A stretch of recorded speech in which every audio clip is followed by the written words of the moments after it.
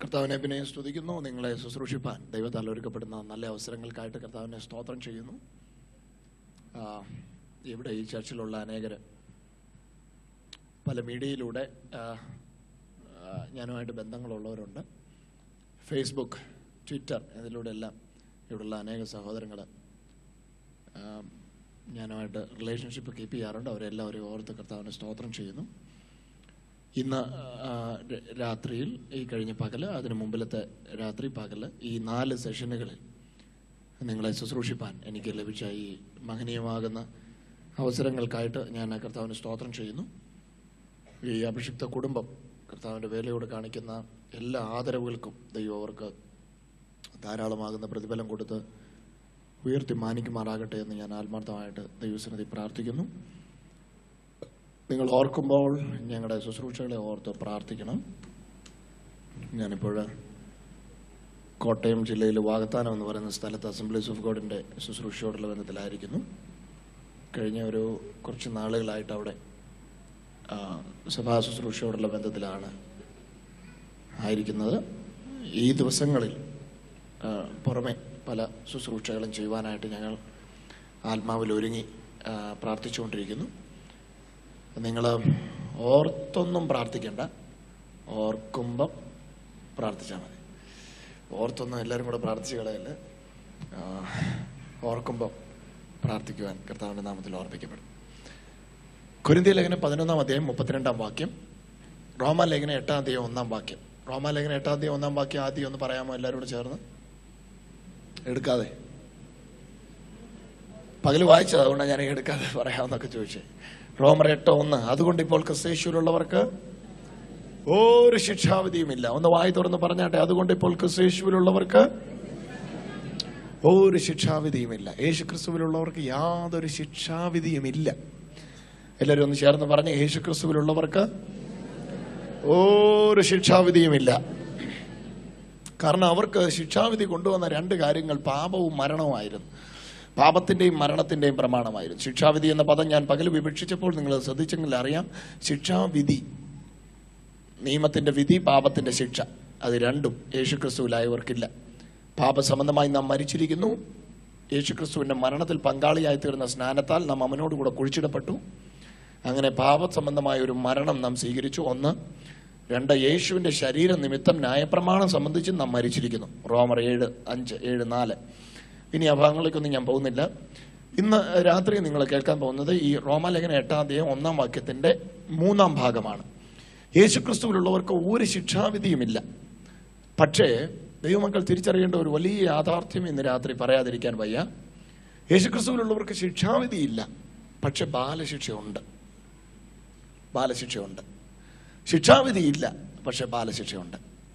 എന്താണ് ശിക്ഷാവിധി, എന്താണ് ബാലശിക്ഷ എന്ന് മനസ്സിലാക്കിയില്ലെങ്കിൽ ശിക്ഷാവിധിയിലൂടെ കടന്നു പോകുമ്പോൾ ബാലശിക്ഷയിലൂടെ കടന്നു പോവുകയാണെന്നും ബാലശിക്ഷയിലൂടെ കടന്നു പോകുമ്പോൾ ശിക്ഷാവിധിയിലൂടെ കടന്നു പോവുകയാണെന്നും നിങ്ങൾ ഞാനും തെറ്റിദ്ധരിക്കാൻ സാധ്യതയുണ്ട്. ഈ പ്രശ്നം നിങ്ങളുടെയും എൻ്റെയും മാത്രമല്ല, എബ്രായ ക്രിസ്ത്യാനികൾക്കും ഇതേ പ്രശ്നം അവർക്ക് നേരിട്ടിരുന്നു. അപ്പോൾ എബ്രായ ക്രിസ്ത്യാനികളെ ഈ ബാലശിക്ഷ എന്ന് പറയുന്ന വിഷയം എബ്രായ ലേഖനകാരൻ പഠിപ്പിക്കുമ്പോൾ അവിടുത്തെ സ്ഥിതി, അവരുടെ പലരുടെയും കാലുകൾ കുഴയാൻ തുടങ്ങി. അവരുടെ കൈകൾ പലതും ബലഹീനമായി. ദൈവമാ ചെയ്യുന്നതെന്ന് വിചാരിച്ച് അവർ പലരും വിശ്വസിച്ച് വെച്ചിരുന്നു പല കാര്യങ്ങളും. ഇങ്ങനെ അവർ ദൈവസ്നേഹത്തിൽ നിന്ന് അകന്നുപോയി. ദൈവപരിജ്ഞാനത്തിന് വിരോധമായി അവരുടെ ഹൃദയങ്ങളിൽ വലിയ കോട്ടകൾ തന്ത്രപരമായി സാത്താൻ കെട്ടിപ്പൊക്കി. ഇങ്ങനെ കർത്താവിൻ്റെ ബാലശിക്ഷ എന്താ, പിശാചിന്റെ ശിക്ഷാവിധി എന്താ, ഇത് രണ്ടും മനസ്സിലാക്കാൻ കഴിയാതെ ഒരു വല്ലാത്ത സ്ഥിതിയിലായപ്പോഴാണ് ഇതിനെ ഒന്ന് വിശദീകരിച്ച് പഠിപ്പിക്കാൻ എബ്രായ ലേഖനകാരൻ ശ്രമം നടത്തുന്നത്. എന്തുകൊണ്ട് ആ ആലോചന നിങ്ങൾക്കും ആത്മീയ ജീവിതത്തിന് വളരെ പ്രചോദനമാകും എന്നുള്ളതിൽ 2 പക്ഷമില്ല. ഞാൻ ഈ വായിക്കുന്ന വാക്യങ്ങൾ എഴുതുന്നവരുണ്ടെങ്കിൽ അത് എഴുതിയെടുക്കുന്ന നല്ലതാണ്. ആ റെഫറൻസുകളെങ്കിലും അറ്റ്ലീസ്റ്റ്. എനിക്ക് തോന്നുന്നു ഇവിടെ റെക്കോർഡ് ചെയ്യുന്നതിൻ്റെ എല്ലാ CDസോ അല്ലെങ്കിൽ ഇൻ്റർനെറ്റിലൊക്കെ ഇതുവരെ സേവ് ചെയ്യുന്നുണ്ടെങ്കിൽ നിങ്ങൾക്കത് തുടർമാനമായിട്ട് കേൾക്കാൻ കഴിയും. ഇന്ന് പകലൊക്കെ പ്രസംഗിച്ചത് ഒരു 10 പ്രാവശ്യം കേട്ടാൽ പോലും എത്രത്തോളം സാധാരണക്കാരന് മനസ്സിലാവുമെന്ന് എനിക്ക് അറിഞ്ഞുകൂടാ. അത്രയ്ക്ക് പ്രമേയമാണ്. ആവർത്തിച്ച് കേൾക്കാനായിട്ട് നിങ്ങൾക്കത് ഉതകട്ടെ എന്ന് ഞാൻ ദൈവസന്നിധി പ്രാർത്ഥിക്കുന്നു.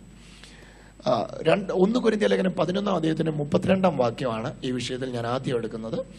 1 Corinthians 11:32. വിധിക്കപ്പെടുന്നുവെങ്കിലോ നാം ലോകത്തോടുകൂടെ ശിക്ഷാവിധിയിൽ അകപ്പെടാതിരിക്കേണ്ടതിന് കർത്താവ് നമ്മെ ബാലശിക്ഷ കഴിക്കുകയാകുന്നു. ഒന്ന് വായിക്കാമോ? 11:32. വിധിക്കപ്പെടുന്നുവെങ്കിലോ നാം ലോകത്തോടുകൂടെ ശിക്ഷാവിധിയിൽ അകപ്പെടാതിരിക്കേണ്ടതിന് കർത്താവ് നമ്മെ ബാലശിക്ഷ കഴിക്കുകയാകുന്നു. ആ പദം നിങ്ങൾ എല്ലാവരും ഒന്ന് ശ്രദ്ധിക്കണേ. വിധിക്കപ്പെടുന്നുവെങ്കിലോ, അവിടുത്തെ വിഷയം നിങ്ങൾക്കറിയാം. കർത്താവിന്റെ മേശമേലുള്ള ശുശ്രൂഷയാണ് irreverent participation of the Lord's supper. കർത്താവിന്റെ ശുശ്രൂഷ, കർത്താവിന്റെ മേശമേലുള്ള ശുശ്രൂഷ എന്താണെന്നറിയാതെ വീട്ടിൽ കപ്പ തിന്നുന്ന പോലെ, വീട്ടിൽ ചായ കുടിക്കുന്ന പോലെ ആൾക്കാര് ആലയത്തിൽ വന്ന് കർത്താവിന്റെ ശരീരവും കർത്താവിന്റെ രക്തവും തമ്മിലുള്ള ബന്ധം നഷ്ടപ്പെടുത്തി വെറുതെ കപ്പ തിന്നുന്ന പോലെ, അപ്പം തിന്നുന്ന പോലെ ബ്രെഡ് എടുത്ത് കഴിച്ച്, ചുമ്മാ ചായ കുടിക്കുന്ന പോലെ വീഞ്ഞെടുത്ത് കുടിച്ച് ഇതിന്റെ സീരിയസ്നെസ് നഷ്ടപ്പെടുത്തിയപ്പോൾ പൗലോസ് ഇത് വളരെ സീരിയസ് ആയിട്ട് പഠിപ്പിക്കുന്ന ഒരു ഭാഗമാണ് ഈ കൊരിന്ത്യ ലേഖനത്തിന്റെ 11-ാം അധ്യായത്തിന്റെ അവസാന ഭാഗം. അപ്പോൾ തുടങ്ങുമ്പോൾ തന്നെ ചോദിക്കും, നിങ്ങൾക്ക് തിന്നാനും കുടിക്കാനും വീടുകളില്ലയോ? അപ്പം വെറും തീറ്റയും കൂടി എന്ന അർത്ഥത്തിൽ മാത്രമാണ് നിങ്ങൾ ഇതിന്റെ അടുക്കിലേക്ക് വന്നിരിക്കുന്നത്. ഇതിപ്പോൾ നമ്മൾ വായിച്ച ഈ ഭാഗത്ത് 2 പദമുണ്ട്. അതൊന്ന് എടുക്കാൻ വേണ്ടി മാത്രമാണ് ഞാൻ വായിച്ചത്. 11:32. വിധിക്കപ്പെടുന്നുവെങ്കിലോ നാം ലോകത്തോടുകൂടെ ശിക്ഷാവിധിയിൽ അകപ്പെടാതിരിക്കേണ്ടതിന് കർത്താവ് നമ്മെ ബാലശിക്ഷ കഴിക്കുകയാകുന്നു. ലോകത്തോടുകൂടെ ശിക്ഷാവിധിയിൽ അകപ്പെടാതിരിക്കേണ്ടതിന് കർത്താവ് നമ്മെ ബാലശിക്ഷ കഴിക്കുകയാകും. ഈ 2 പദം ഒന്ന് പറയാമോ? ലോകത്തോടുകൂടെ ശിക്ഷാവിധി, കർത്താവിനോടുകൂടെ ബാലശിക്ഷ. ഒന്ന് പറയാമോ? ലോകത്തോടുകൂടെ ശിക്ഷാവിധി, കർത്താവിനോടുകൂടെ ബാലശിക്ഷ. ലോകത്തോട് മറ്റൊരർത്ഥത്തിൽ പറഞ്ഞാൽ പിശാചിൽ നിന്നുള്ള ശിക്ഷാവിധി, ദൈവത്തിൽ നിന്നുള്ള ബാലശിക്ഷ. ഇതിലേതാ നിങ്ങൾക്കുള്ളത്? ഏതുണ്ടാകണമെന്നാണ് നിങ്ങൾ ആഗ്രഹിക്കുന്നത്? ഇതിനെ അടിസ്ഥാനപ്പെട്ടിരിക്കും ഇനി കേൾക്കാൻ പോകുന്ന ആലോചനയല്ല. രണ്ടും ഈ നാട്ടിൽ സജീവമാണ്. ഒന്ന്, ലോകത്തോടുകൂടെ ശിക്ഷാവിധിയിൽ നിങ്ങൾക്ക് അകപ്പെടാം. 2, കർത്താവിനോടുകൂടെ ബാലശിക്ഷയിൽ നിങ്ങൾക്ക് അകപ്പെടാം. അപ്പം അവർക്ക് ബാലശിക്ഷയല്ല, അവർക്ക് ശിക്ഷാവിധി, നമുക്കോ ബാലശിക്ഷ. അപ്പം കൊരിന്ത്യ ലേഖനത്തിൽ ഈ ബാലശിക്ഷയുടെ ഒരു പരമപ്രധാനമായ വിഷയത്തെ കർത്തൃമേശയോട് ബന്ധപ്പെട്ട് പൗലോസ് പഠിപ്പിക്കുമ്പോഴാണ് ഈ ആശയത്തെ ഒന്ന് വിശദീകരിക്കാനായിട്ട് ആഗ്രഹിക്കുന്നത്. പക്ഷേ ഇവിടെ ബാലശിക്ഷയെ സംബന്ധിച്ച് വേറുള്ള വാക്യങ്ങളൊന്നുമില്ല. അതുകൊണ്ട് തന്നെ ബാലശിക്ഷ എന്താണെന്ന് ഈ ഒരു കോണ്ടെക്സ്റ്റ് ചെയ്യുന്നതുകൊണ്ട് മനസ്സിലാക്കാൻ കഴിയുകയില്ല. ഇപ്പൊ നിങ്ങൾ ഇവിടെ ഒന്ന് മനസ്സിലാക്കേണ്ട ഏക കാര്യം ഇത്ര മാത്രമാണ്: ലോകത്തിനുള്ളതാണ് ശിക്ഷാവിധി, നമുക്കുള്ളത് കർത്താവിന്റെ ബാലശിക്ഷയാണ്. യേശുക്രിസ്തുവിലുള്ളവർക്ക് കണ്ടംനേഷൻ ഇല്ല, യേശുക്രിസ്തുവിലുള്ളവർക്ക് ചാസ്റ്റൈസ്മെന്റേ ഉള്ളൂ, ശിക്ഷാവിധി ഇല്ല, ബാലശിക്ഷയുള്ളൂ. ഒരു ഹല്ലേലൂയ പറഞ്ഞാട്ടെ. വേഗത്തിൽ നമുക്ക് എബ്രായ ലേഖനം 12-ാം അധ്യായത്തിലേക്ക് പോകാം. അവിടെ ഈ ആശയം ആഴമായി വിശദീകരിക്കാം. എബ്രായ ലേഖനം 12-ാം അധ്യായം. എബ്രായ ലേഖനം 12-ാം അധ്യായത്തിന്റെ 7-ാം വാക്യം മുതൽ വായിച്ചാൽ, താങ്ക് യു, 7-ാം വാക്യം മുതൽ. എബ്രായ ലേഖനം 12:7, ഹീബ്രൂസ് 12:7. എബ്രായ ലേഖനം 12:7. നിങ്ങൾ ബാലശിക്ഷ സഹിച്ചാൽ, വായിക്കാമോ?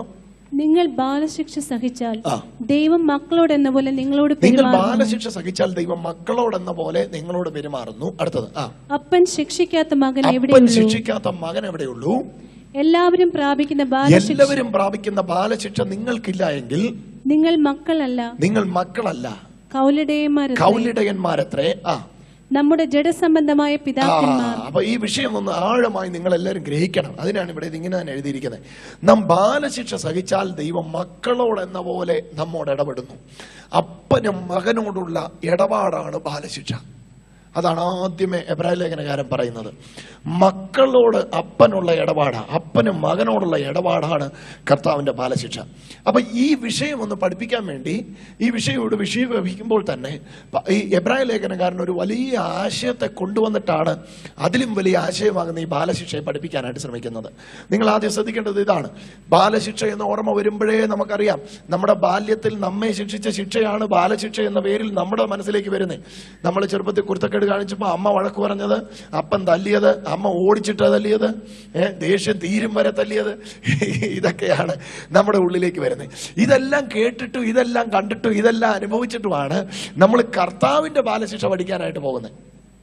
അപ്പൊ ആദ്യമേ പൗലോസ് പറയാൻ ആഗ്രഹിക്കുന്ന, എബ്രായ ലേഖനകാരൻ പറയാൻ ആഗ്രഹിക്കുന്ന ചിന്ത എന്ന് പറയുന്നത് ഇത്രയേ ഉള്ളൂ.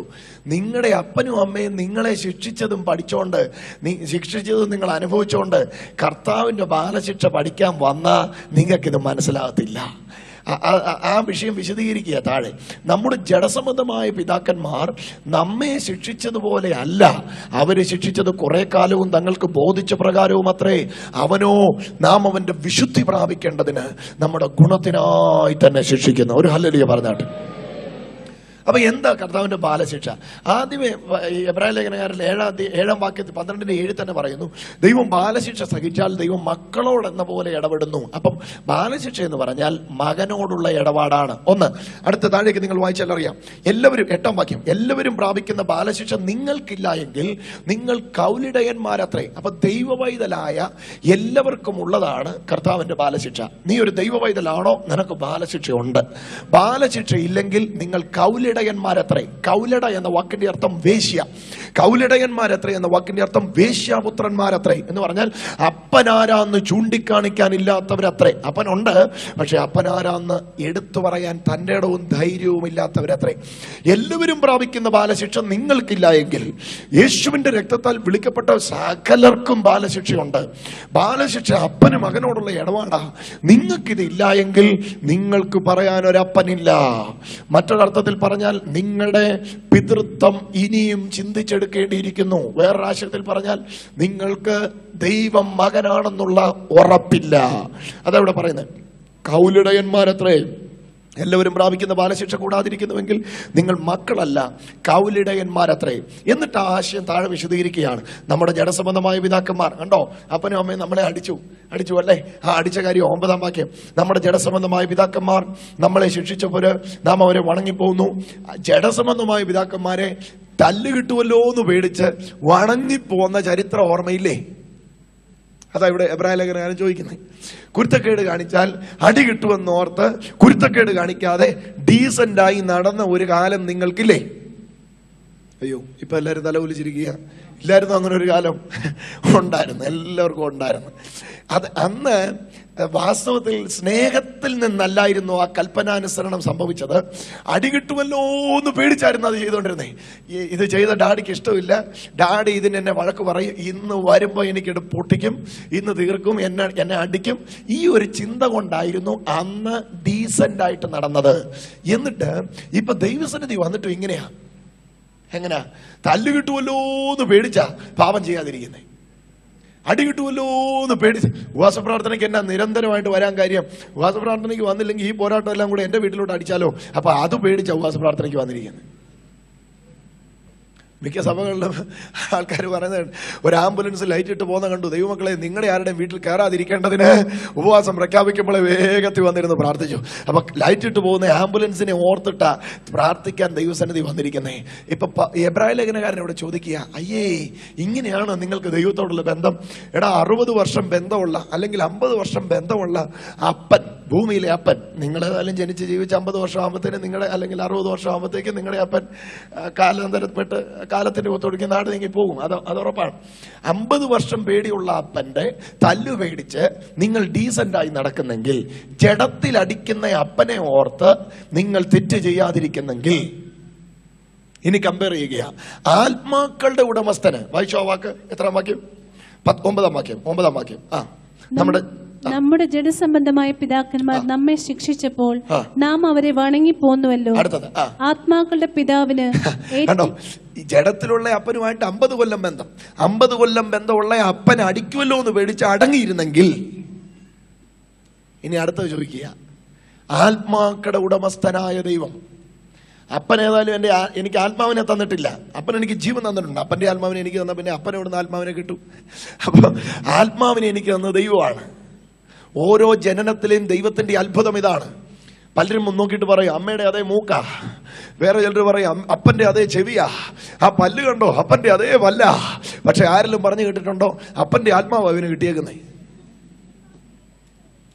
അപ്പം ജഡത്തിൽ ബന്ധമുള്ള അപ്പനും അമ്മയെയും നിങ്ങൾ അനുസരിക്കുന്നത് 30, 50, 60 വർഷമുള്ള അപ്പനെയും അമ്മയും പേടിച്ചനുസരിക്കുന്നെങ്കിൽ, കോടാനുകോടി വർഷം ബന്ധമുള്ള നിത്യതയുടെ ബന്ധമുള്ള ആത്മാക്കളുടെ ഉടമസ്ഥനായ ദൈവത്തിന് നിങ്ങൾ എത്രയധികം കീഴടങ്ങി ജീവിക്കേണ്ടതാകുന്നു. ഒരു ഹല്ലേലൂയ പറഞ്ഞാട്ടെ. ഇനി ഈ ആശയത്തെ കുറച്ചുകൂടെ നമുക്ക് ചിന്തിക്കാം. എന്നിട്ട് ഇത് ഡിഫൈൻ ചെയ്യുകയാണ്. 10-ാം വാക്യം. അവര് ശിക്ഷിച്ചത്, ആര് ശിക്ഷിച്ചത്? ജഡസംബന്ധമായ പിതാക്കന്മാർ നമ്മളെ ശിക്ഷിച്ചത്. വായിച്ചു. അവർ ശിക്ഷിച്ചത് കുറെ കാലം. ബാല്യത്തിൽ അടികൊണ്ടവരുണ്ട്, കൗമാരത്തിൽ അടികൊണ്ടവരുണ്ട്, യൗവനത്തിലും അടികൊണ്ടവർ ഇവിടെ കണ്ടേക്കാം. കല്യാണം കഴിച്ചു കഴിഞ്ഞാൽ അപ്പൻ്റെ കയ്യിൽ നിന്ന് അടി മേടിച്ചവരുണ്ടോ? അതാ അവര് ശിക്ഷിച്ചത് കുറെ കാലവും. അടുത്ത വാക്ക് ഒന്ന് നോക്കി, തങ്ങൾക്ക് ബോധിച്ച പ്രകാരവും അത്രേ. ഇത് പറയുമ്പോഴാണ് നമ്മുടെ അപ്പന്മാരുടെ ശിക്ഷയുടെ ആ നടപടിയുടെ രസങ്ങൾ അറിയുന്നത്. തങ്ങൾക്ക് ബോധിച്ച പ്രകാരം കിട്ടി. കയ്യിൽ എന്നാ കിട്ടിയോ അത് വെച്ച് അടിച്ച് കലി തീർത്ത അപ്പന്മാർ ഇവിടെ ഇരിപ്പില്ലേ? കൈയൊന്നും പൊക്കണ്ട. മുള കരച്ചോണ്ടിരുന്നപ്പോ ദേഷ്യം വന്നപ്പോ അതെടുത്ത് കുഞ്ഞിനെ അഭിഷേകം ചെയ്ത അമ്മമാർ ഇവിടെ ഇരിപ്പില്ലേ? കലി തീരും വരെ അടിച്ച അപ്പന്മാരില്ലേ? അതാ ഇവിടെ എഴുതിയിരിക്കുന്നത്. അവർ കുറെ കാലവും തങ്ങൾക്ക് ബോധിച്ച പ്രകാരം അടിച്ചു. മടല് വെട്ടി അടിച്ച അപ്പന്മാർ, കല്ല് പെറുക്കി പിള്ളേരെ എറിഞ്ഞ അപ്പന്മാർ, ഇരുമ്പിന്റെ ദണ്ട് ചുട്ടു പഴിപ്പിച്ച് വെച്ച അപ്പന്മാർ, ദേഷ്യം തീരുന്നത് വരെ അടിച്ചപ്പന്മാർ. എന്നിട്ട് ഈ അപ്പന്റെ വികലമായ ചിത്രമാണ് മുമ്പിലുള്ളത്. എന്റെ ബാല്യത്തിൽ എന്റെ അപ്പൻ എന്നെ ഇങ്ങനെയൊക്കെ അടിച്ചിട്ടുണ്ട്. എന്നിട്ട് ഇതും വെച്ചോണ്ടാ ബാലശിക്ഷ പഠിക്കാൻ വരുന്നേ. ആദ്യമേ എബ്രായ ലേഖനകാരൻ പറയാം, അതൊന്ന് വാഷ്ഡാക്ക്, അതിനെ ഒന്ന് കഴുകിക്കള. നിങ്ങളുടെ അപ്പനും അമ്മയും നിങ്ങളെ ശിക്ഷിച്ചതുപോലെ അല്ല കർത്താവ് നിങ്ങളെ ശിക്ഷിക്കുന്നത്. അവര് ശിക്ഷിച്ചത് ജഡത്തിലാണ്, അവര് ശിക്ഷിച്ചത് കുറെ കാലമാണ്, അവര് ശിക്ഷിച്ചത് തോന്നുന്നത് പോലെയാണ്. എന്നാൽ അവനോ, അടുത്ത വാക്ക് ഉറക്കെ വായിക്കേ, അവനോ നാം അവന്റെ വിശുദ്ധി പ്രാപിക്കേണ്ടതിന്, അവനോ നാം അവന്റെ വിശുദ്ധി പ്രാപിക്കേണ്ടതിന് നമ്മുടെ ഗുണത്തിനായി സ്തോത്രം. ഏതെങ്കിലും ഒരു അപ്പൻ എന്റെ ബാല്യത്തിൽ ഞാനായിരുന്ന പോലെ എന്റെ മകനായാൽ കൊള്ളാമെന്ന് ആഗ്രഹിക്കുന്നുണ്ടോ? മിണ്ടുന്നില്ലല്ലോ. പ്രശ്നമായി. ശരി, നമ്മളെ അപ്പനൊക്കെ ആയി, അപ്പന്മാരൊക്കെ ആയി, വലിയ ഭരണമൊക്കെ നയതന്ത്ര രീതികളിലേക്കൊക്കെ വരുമ്പോൾ നമ്മുടെ ബാല്യം നമ്മൾ മറന്നു പോകും. കൊച്ചു പിള്ളേരുടെ കുരുത്തക്കേട് കാണിക്കുമ്പോൾ അവരെ തല്ലുമ്പോൾ ഒന്ന് ഓർത്തേ, ഇതിലും വികൃതി അല്ലായിരുന്നോ ഞാൻ ബാല്യത്തിൽ? പോയി, ഇവിടെ ആരും ഇല്ല. ആമേൻ, ആമേൻ. ഒരു ഹല്ലേലൂയ ഒന്ന് പറഞ്ഞേ. അവര് ശിക്ഷിച്ചത് കുറെ കാലവും തങ്ങൾക്ക് ബോധിച്ച പ്രകാരവും അത്രേ. എന്നിട്ട് പറയുക, അവനോ ദൈവമോ അവര് ശിക്ഷിച്ചതുപോലെ അല്ല, മാതാപിതാക്കൾ നിങ്ങളെ തല്ലിയതുപോലെ അല്ല. പിന്നെ എങ്ങനെയാ? അവനോ നാം അവന്റെ വിശുദ്ധി പ്രാപിക്കേണ്ടതിന് നമ്മുടെ ഗുണത്തിനായി നമ്മെ ശിക്ഷിക്കുന്നു. അപ്പൊ ഇവിടുന്ന് ഒരു വലിയ വെളിപ്പാടിലേക്ക് നിങ്ങൾ പ്രവേശിക്കേണ്ടതുണ്ട്. ബാലശിക്ഷ കൊണ്ട് നിങ്ങൾക്ക് ദോഷം ഉണ്ടാകുകയില്ല. ഇവിടെ അവസാനത്തെ വാക്ക് നിങ്ങൾ വായിച്ചെങ്കിൽ അറിയാം, നമ്മുടെ ഗുണത്തിനായി ശിക്ഷിക്കുന്നു. എല്ലാവരും പറഞ്ഞേ, നമ്മുടെ ഗുണത്തിനായി ശിക്ഷിക്കുന്നു. വായി തുറന്ന് പറ, ഗുണത്തിനായി ശിക്ഷിക്കുന്നു. യാക്കോബിന്റെ ആ കോണ്ടെക്സ്റ്റ് ചെയ്യുന്നുണ്ട്. യാക്കോബ് അപ്പോസ്തലൻ പറയുന്ന ആശയം കൂടെ ഒന്ന് പറയാം. അപ്പൊ നിങ്ങൾക്ക് ഈ ആശയം കൂടുതൽ മനസ്സിലാകും. ദൈവം ദോഷങ്ങളാൽ പരീക്ഷിക്കുന്ന ദൈവമല്ല, നന്മ മാത്രം ചെയ്യുന്ന ദൈവമാണ്. ഒരു ഹല്ലേലൂയ പറഞ്ഞാട്ടെ. ആമേൻ. എത്ര പേർക്ക് ഈ ദൈവത്തെ സ്നേഹിക്കാൻ താല്പര്യമുണ്ട്? ഒരു ദോഷവും ചെയ്യാത്ത ദൈവം. അത് കുറെ കാര്യങ്ങൾ ഞാൻ ഇന്ന് കമ്പിവാചകത്തിൽ പറഞ്ഞു പോകും, കാരണം സമയം വളരെ കുറവാണ്. ആ സമയത്തിനകത്ത് എനിക്ക് വലിയ പോർഷൻ നിങ്ങളുമായി ഡിസ്കസ് ചെയ്യണം. പരീക്ഷ എന്താ, പരിശോധന എന്താന്ന് ദൈവമക്കൾ തിരിച്ചറിയണം. പരീക്ഷകൻ സാത്താനാണെങ്കിൽ പരിശോധിക്കുന്നവൻ ദൈവമാണ്. പരീക്ഷയും പരിശോധനയും തമ്മിലുള്ള വ്യത്യാസം, പരീക്ഷ നിന്നെ തകർക്കും, പക്ഷെ പരിശോധന നിന്നെ ശുദ്ധനാക്കും. ഓ, എത്ര പേർക്ക് മനസ്സിലായി? ഒന്ന് ദൈവത്തിൽ നിന്നുള്ളതാ, ഒന്ന് സാത്താനിൽ നിന്നുള്ളതാ. ഇത് തിരിച്ചറിഞ്ഞില്ല എങ്കിൽ പരീക്ഷ കൊണ്ട് നിനക്ക് ദോഷമുണ്ടാകും, പക്ഷെ പരിശോധന കൊണ്ട് നിനക്ക് ഗുണമേ ഉണ്ടാവുള്ളൂ. ഉദാഹരണം ഞാൻ പറയാം. ഒരു ഡോക്ടർ എന്നെ പരിശോധിച്ചു, എനിക്ക് ദോഷമില്ല, പക്ഷെ എന്നെ മലയുടെ മേളിൽ കൊണ്ടുപോയി തള്ളിയിടാൻ ഒരുവൻ ശ്രമിച്ചു, എനിക്ക് ദോഷമുണ്ട്. ഒന്ന് പരീക്ഷയാ, ഒന്ന് പരിശോധനയാ. ദൈവം ആരെയും പരീക്ഷിക്കുന്നില്ല. ദൈവം പരീക്ഷകനല്ല, അവൻ പരിശോധിക്കുന്നേ ഉള്ളൂ. സാത്താനാ പരീക്ഷിക്കുന്നേ.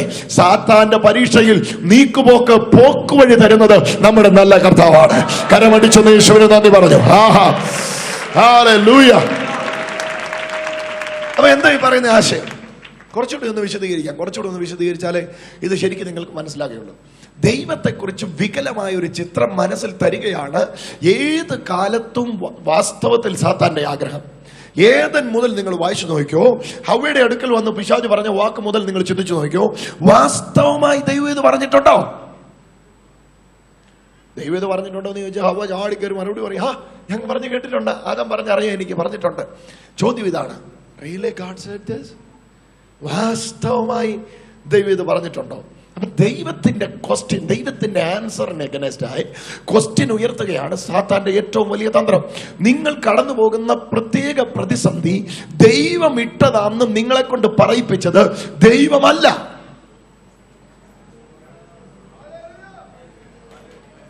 നമ്മുടെ ആൾക്കാർ സാക്ഷ്യം പറയാൻ എഴുന്നേൽക്കുമ്പോൾ കർത്താവ് കരഞ്ഞു മാറി നിൽക്കുന്ന പലയിടത്തും ഞാൻ കണ്ടിട്ടുണ്ട്. 99 കുഞ്ഞു മരിച്ചുപോയി, 2001 കട കത്തിപ്പോയി, 2007 ബിസിനസ് തകർത്തു. ദൈവം ആ ബിസിനസ് തകർത്ത്, ദൈവം ആ കുഞ്ഞിനെ കൊന്ന് ഞങ്ങളെ വിശ്വാസത്തിലേക്ക് കൊണ്ടുവന്നു. പിന്നെ അന്ന് ജയിച്ചത് സാത്താനും തോറ്റത് കർത്താവുക.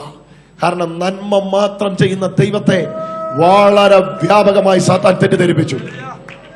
നിങ്ങൾ എത്ര പേര് ഈ ആശയം മനസ്സിലാക്കുന്നുണ്ട്? ഈ ബാലശിക്ഷ പഠിക്കാൻ വരുമ്പോ ഈ ദൈവത്തെ കുറിച്ചുള്ള യഥാർത്ഥ ചിത്രം നിങ്ങളുടെ ഉള്ളിൽ ഉണ്ടാകണം. ഒരു ഹല്ലേലൂയ പറഞ്ഞാട്ടെ. ഈ 2 കൊരിന്ത്യർ ലേഖനം 3-ാം അധ്യായം നിങ്ങൾ വായിച്ചാൽ അറിയാം. അവിടെ പഴയ നിയമത്തെ തന്നെ വിശേഷിപ്പിച്ചിരിക്കുന്ന ഒരു വാക്കുണ്ട്. ആ വാക്കിങ്ങനെയാണ്, ശിക്ഷാവിധിയുടെ ശുശ്രൂഷ. നിങ്ങൾ ആ പദം കണ്ടിട്ടുണ്ടെന്ന് തോന്നുന്നു. എന്നാൽ കല്ലിൽ അക്ഷരമായി കൊത്തിയ ശിക്ഷാവിധിയുടെ ശുശ്രൂഷ തേജസ്സാകുന്നുവെങ്കിൽ ആത്മാവിൽ വെളിപ്പെട്ട നീതിയുടെ ശുശ്രൂഷ അധികം തേജസ്സാകുന്നു. ഒരു ഹല്ലേലൂയ പറഞ്ഞേ. പഴയ നിയമത്തിൽ മുഴുവൻ വെളിപ്പെട്ടത് ഈ ശിക്ഷാവിധിയുടെ മുഖമാണ്, ശിക്ഷാവിധിയുടെ പ്രകടനമാണ്. ഓരോരുത്തരും ചെന്നു വീണത് ഈ ശിക്ഷാവിധിയിലാണ്. അവിടെ തന്നെ ആ കാലഘട്ടത്തെ മുഴുവൻ ശിക്ഷാവിധിയുടെ കാലഘട്ടം എന്നാണ് വിളിക്കുന്നത്. ആ ശുശ്രൂഷയെ മുഴുവൻ ശിക്ഷാവിധിയുടെ ശുശ്രൂഷ എന്ന് തന്നെയാണ് വിളിക്കുന്നത്. ദൈവമക്കളെ, നിങ്ങൾ ദൈവത്തെക്കുറിച്ച് നിങ്ങളുടെ ഒരു അപ്പനായി ദൈവത്തെ കാണുന്നോ, അതോ നിങ്ങൾ ദൈവത്തെ യജമാനനായി കാണുന്നോ? ബാലശിക്ഷ പഠിക്കാൻ വരുമ്പോൾ ആദ്യം നിങ്ങളുടെ ഉള്ളിൽ നിന്ന് യജമാനനായ ദൈവത്തെ ഇറക്കിയിട്ട് അപ്പനായ ദൈവത്തെ അകത്ത് കയറ്റിയാലേ ഈ ആശയം നിങ്ങൾക്ക് മനസ്സിലാക്കുള്ളൂ. എബ്രായ ക്രിസ്ത്യാനികളുടെ പ്രശ്നം ഇതായിരുന്നു. കാരണം അവർ ന്യായപ്രമാണ ബേസിൽ നിന്ന് ഇതിലേക്ക് വന്നവരാ. യഹൂദ ക്രിസ്ത്യാനികളാ എബ്രായ ക്രിസ്ത്യാനികൾ. യഹൂദ മതത്തിൽ നിന്ന് ഇതിലേക്ക് വന്നവരാ. അവരുടെ ഉള്ളിലിരിക്കുന്ന ദൈവത്തെക്കുറിച്ചുള്ള ചിത്രം വളരെ വികലമായിരുന്നു. അവരുടെ ഉള്ളിലുള്ള ദൈവത്തെക്കുറിച്ചുള്ള ചിത്രം എന്തായിരുന്നു? അത് ഞാൻ പറയുന്നതിൽ നല്ലത് വായിക്കുകയാണ്. എബ്രായ ലേഖനം 12-ാം അധ്യായം ഒന്ന് എടുത്ത്, നിങ്ങളൊന്ന് എടുത്ത്. സ്ഥൂലമായതും വായിച്ചു. സ്ഥൂലമായതും 17-ാം വാക്യം, എബ്രായ ലേഖനം 12:17. അവൻ പിന്നത്തേതിൽ അനുഗ്രഹം ലഭിക്കാൻ ആഗ്രഹിച്ച് കണ്ണുനീരോടുകൂടെ അപേക്ഷിച്ചിട്ടും തള്ളപ്പെട്ടു, മാനസാന്തരത്തിന് ഇട കണ്ടില്ല എന്ന് നിങ്ങൾ അറിയുന്നു. അടുത്ത വാക്യം. സ്ഥൂലമായതും സ്ഥൂലം എന്ന് പറഞ്ഞാൽ മെലിഞ്ഞിരിക്കുന്നതും തീ കത്തുന്നതും ആയ പർവ്വതത്തിനും മേഘതമസ് കൂരിരുട്ട്. ദൈവങ്ങളെ ശ്രദ്ധിക്കണേ, വളരെ കെയർഫുൾ ആയി ശ്രദ്ധിക്കേണ്ട ഒരു ഭാഗമാണ്. നിങ്ങൾ കുനിഞ്ഞു നോക്കിയോ വാക്ക്. സ്ഥൂലമായതും തീ കത്തുന്നതുമായ പർവ്വതം, പിന്നെ മേഘതമസ് കൂരിരുട്ട് കൊടുങ്കാറ്റ് കാഹളനാദം വാക്കുകളുടെ ശബ്ദം എന്നിവയ്ക്കും അടുക്കലല്ലോ നിങ്ങൾ വന്നിരിക്കുന്നത്. എന്നിവയ്ക്കടുക്കലല്ലോ. ദൈവമക്കളെ ഒന്ന് ശ്രദ്ധിച്ചേ. എന്നിവയ്ക്കടുക്കലല്ലോ നിങ്ങൾ വന്നിരിക്കുന്നത്. അപ്പൊ അവര് വന്നത് ഇതിന്റെ അടുക്കല. ആര്? ശിക്ഷാവിധിയുടെ ശുശ്രൂഷയിൽ നിന്നവര്. ആരാണവർ? പുറകിലുള്ളവർ. ദൈവത്തെ കണ്ടത് എങ്ങനെയാ? സ്ഥൂലമായ പർവ്വതത്തിന്റെ മേളിൽ മേഘതമസ്, കൂരിരുട്ട്, മണിനാഥം, വാക്കുകളുടെ ശബ്ദം, കൊടുങ്കാറ്റ്. ഇതെല്ലാം കഴിയുമ്പോൾ ദൈവം വരും. ഹലോ, ഇടയ ദൈവം വരികയല്ല, നിങ്ങളുടെ ഇടയെ ഞാൻ വസിക്കുകയല്ല. ഞാൻ പർവ്വതത്തിൽ വരാം, നിങ്ങൾ അങ്ങോട്ട് നോക്കി കണ്ടോ. ആ ചിത്രം നിങ്ങളൊന്ന് നോക്കണേ. കൂരിരുട്ട്. ആരും ഞെട്ടല്ലേ? എന്ന് ഞാൻ വിശദീകരിക്കാൻ വേണ്ടിയാ. കൂരിരുട്ടുള്ള ഒരു വലിയ ഏകാന്തമായ പർവ്വതം. ആ പർവ്വതത്തിന്റെ മേളിൽ ഒരു മേഘതമസ് വന്ന് വീഴും. മേഘതമസ് വന്ന് വീഴുമ്പോൾ ആ പർവ്വതം മുഴുവൻ